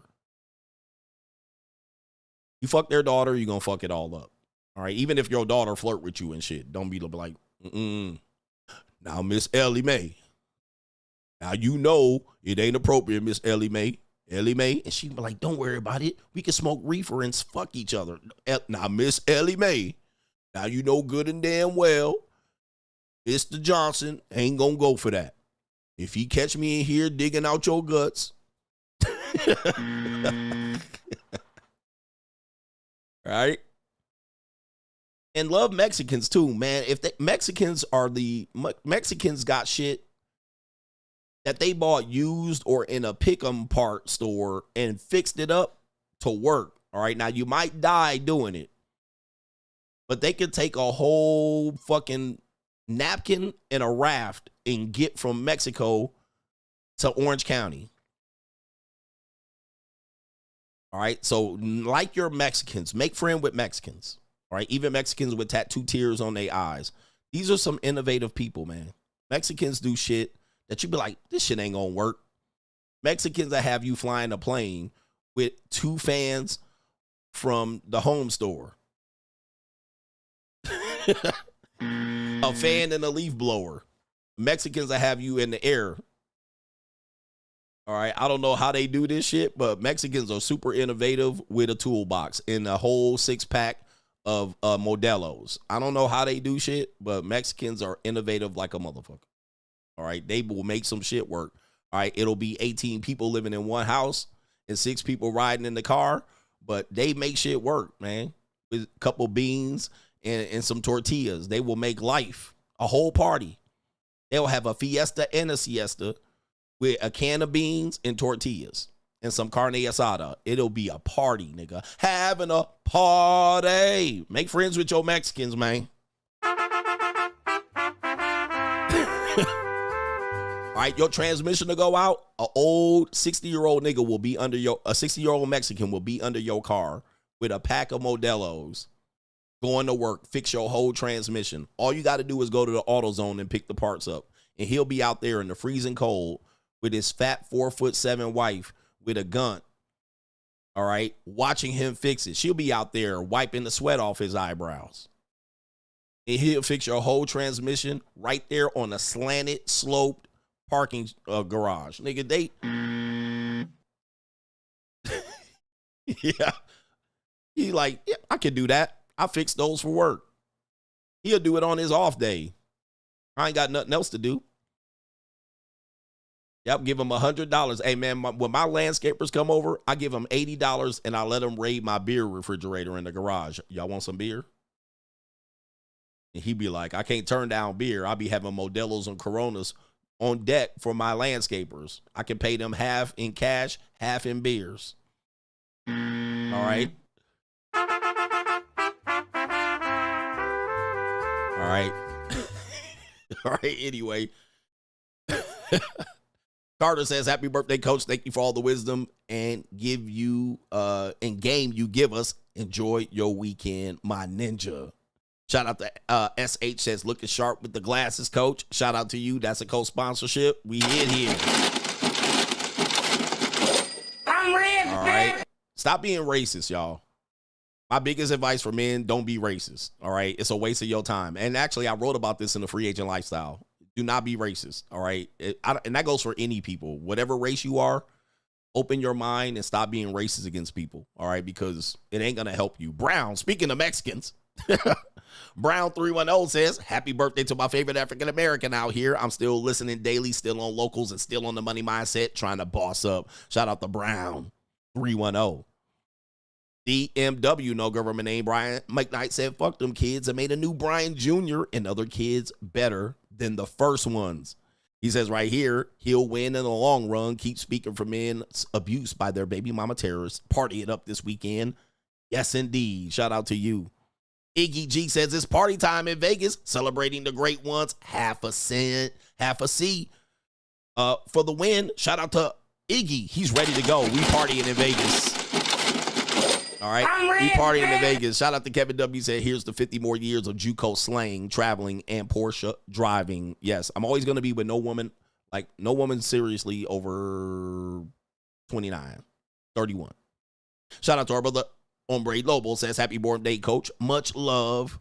Appreciate that. YouTube trash talker, I got you. But Black Bullet says, just need to support. It's been a while, but you are still my favorite African American out here. Happy 50th birthday. Oh, look at my African American. Let's go. Here. Look at him. And are you the greatest? You know what I'm talking about? Black Bullet. One time. Let's go. I'm rich, bitch. Black Bullet. 2 times. Oh, this about to be another. I'm rich, bitch. This about to be another one. I'm rich, bitch. Let's go. I'm rich, bitch. Let's go. Oh my goodness, we still going. I'm rich, bitch. Oh, the haters is hating right now. Let's go. Good Lord, have mercy. I'm rich, bitch. Lord have mercy. I'm rich, bitch. Come on. I'm rich, bitch. We going to the club tonight. We going to the club tonight. Oh my goodness. It's going to be an orgy tonight based on these donations. It's going to be an orgy tonight. Thought there was not going to be an orgy, but there's going to be an orgy. Or tomorrow. Right? It's going to be bad, all right? I'm going to be bad with this one. Yeah, that brother's starving. All right, man, we got 2 stacks dropped today. But it's somebody's getting arrested tonight or tomorrow. Yeah, that brother's starving. Yes, sir, brother. Somebody's getting arrested. All right, shout out to our brother Jay Cruz. Says, Coach Gloria Velez was on Vlad TV. I remember being in high school with the sock and the lotion over her. Now that I'm 36, I might have a chance now. I won't be her. I won't get her in her prime, but I say you could say that you had her. In all seriousness, it was eye-opening how wild women were in the 2000s. The same for Melissa Ford. A great idea for a show would be a prime and decline of their 2000 video vixens and see where they are today. He says they are way past the wall, but I still smash. Happy birthday, 50th birthday. Thanks for being the father a lot of us have never had. That's a good show idea because the Gloria Velez interview is again, that's going to be an eye-opener. But see, Vlad TV, I can't share too much of his videos, but the Gloria Velez interview is an eye-opener in the psychology of women. How they look at their lives. She was out here 14 years old, posing half naked, willingly, dating grown-ass men, and then she was a victim at the end of it. All right? Like, she trying to get that victim bag. Shout out to our brother Jerome Matthews. Says, happy 50th CGA. That's a co-sponsorship. Damn, I better leave, man, because I'm going to be here for another hour. All right? I meant to get out of here by 11:30 or 12. All right, Brian McKnight Jr. made a response video for his dad. Uh-oh. Oh, no. Oh, my goodness. All right, damn. I might have to pull that up. All right. Let me see here. Junior response. I might have to pull that up. All right, I don't see the current videos, but it's probably rolling around social media at this point. I don't see the video. But, yeah. Oh, yeah, I can make it a Locals episode doing the Gloria Velez. Brian McKnight Jr. responded to his father, Brian McKnight, after the death of his brother. Okay, that was after the death of the brother. So I don't see it yet. All right. It's not here yet. But look, man, shout out to the Coach Gang. Next time you see me on Monday, we're going to be 50 plus years strong. Be blessed. I want you guys to make it to 50, and I want you to make it in good health, good sanity, good wealth, good spirits, and all of that in the bag of chips ahoy. I'm going to have my bail money on me tonight. The Shade Room got it. Have my bail money. All right. Wear your condoms and all of that. Let me see if I can pull the Shade Room up real quick. The Shade Room got it. All right. Let's see what we got here. Just pulling this up. Here it is. Okay. We do have it. Okay, we do have it. Just quickly here, I'm going to see if we can do this, man. Shout out to the Coach Gang. Happy birthday to y'all. There's the video of Brian McKnight Jr. throwing shade on her and his dad, potentially. Here we go. I've tried, man. I've tried really, really hard. All right, so he looked gay, a Duke shooter, man. To not touch on. To let it go. To be the bigger person. To be mature. To be something. But what's going on with my dad right now, man? Oh, they bitter. If y'all aren't seeing what's happening, if y'all aren't seeing the fact that this is just a very hurt and a very emotionally unavailable and not intelligent person, the person that is still have not been able to handle the death of his own mother, the things that we're seeing him go through right now, to decide to make certain posts on my late brother's birthday. Say what you want, dog. But yeah, man, fuck that. He ain't saying nothing. They hurt. They hurt. He in pain. The trauma, man. Your dad won. He sued your mother for writing a book and lying on him. He won. And he still can't do it, man. Hater ass niggas. All right. Duke shooting ass niggas, man. I tell you, man. Even your own family, you be your own kind. He didn't say nothing. He's just hurt and bitter and he's unavailable emotionally. He got a whole new family and a whole new Brian. All right, you're gone. Bye-bye.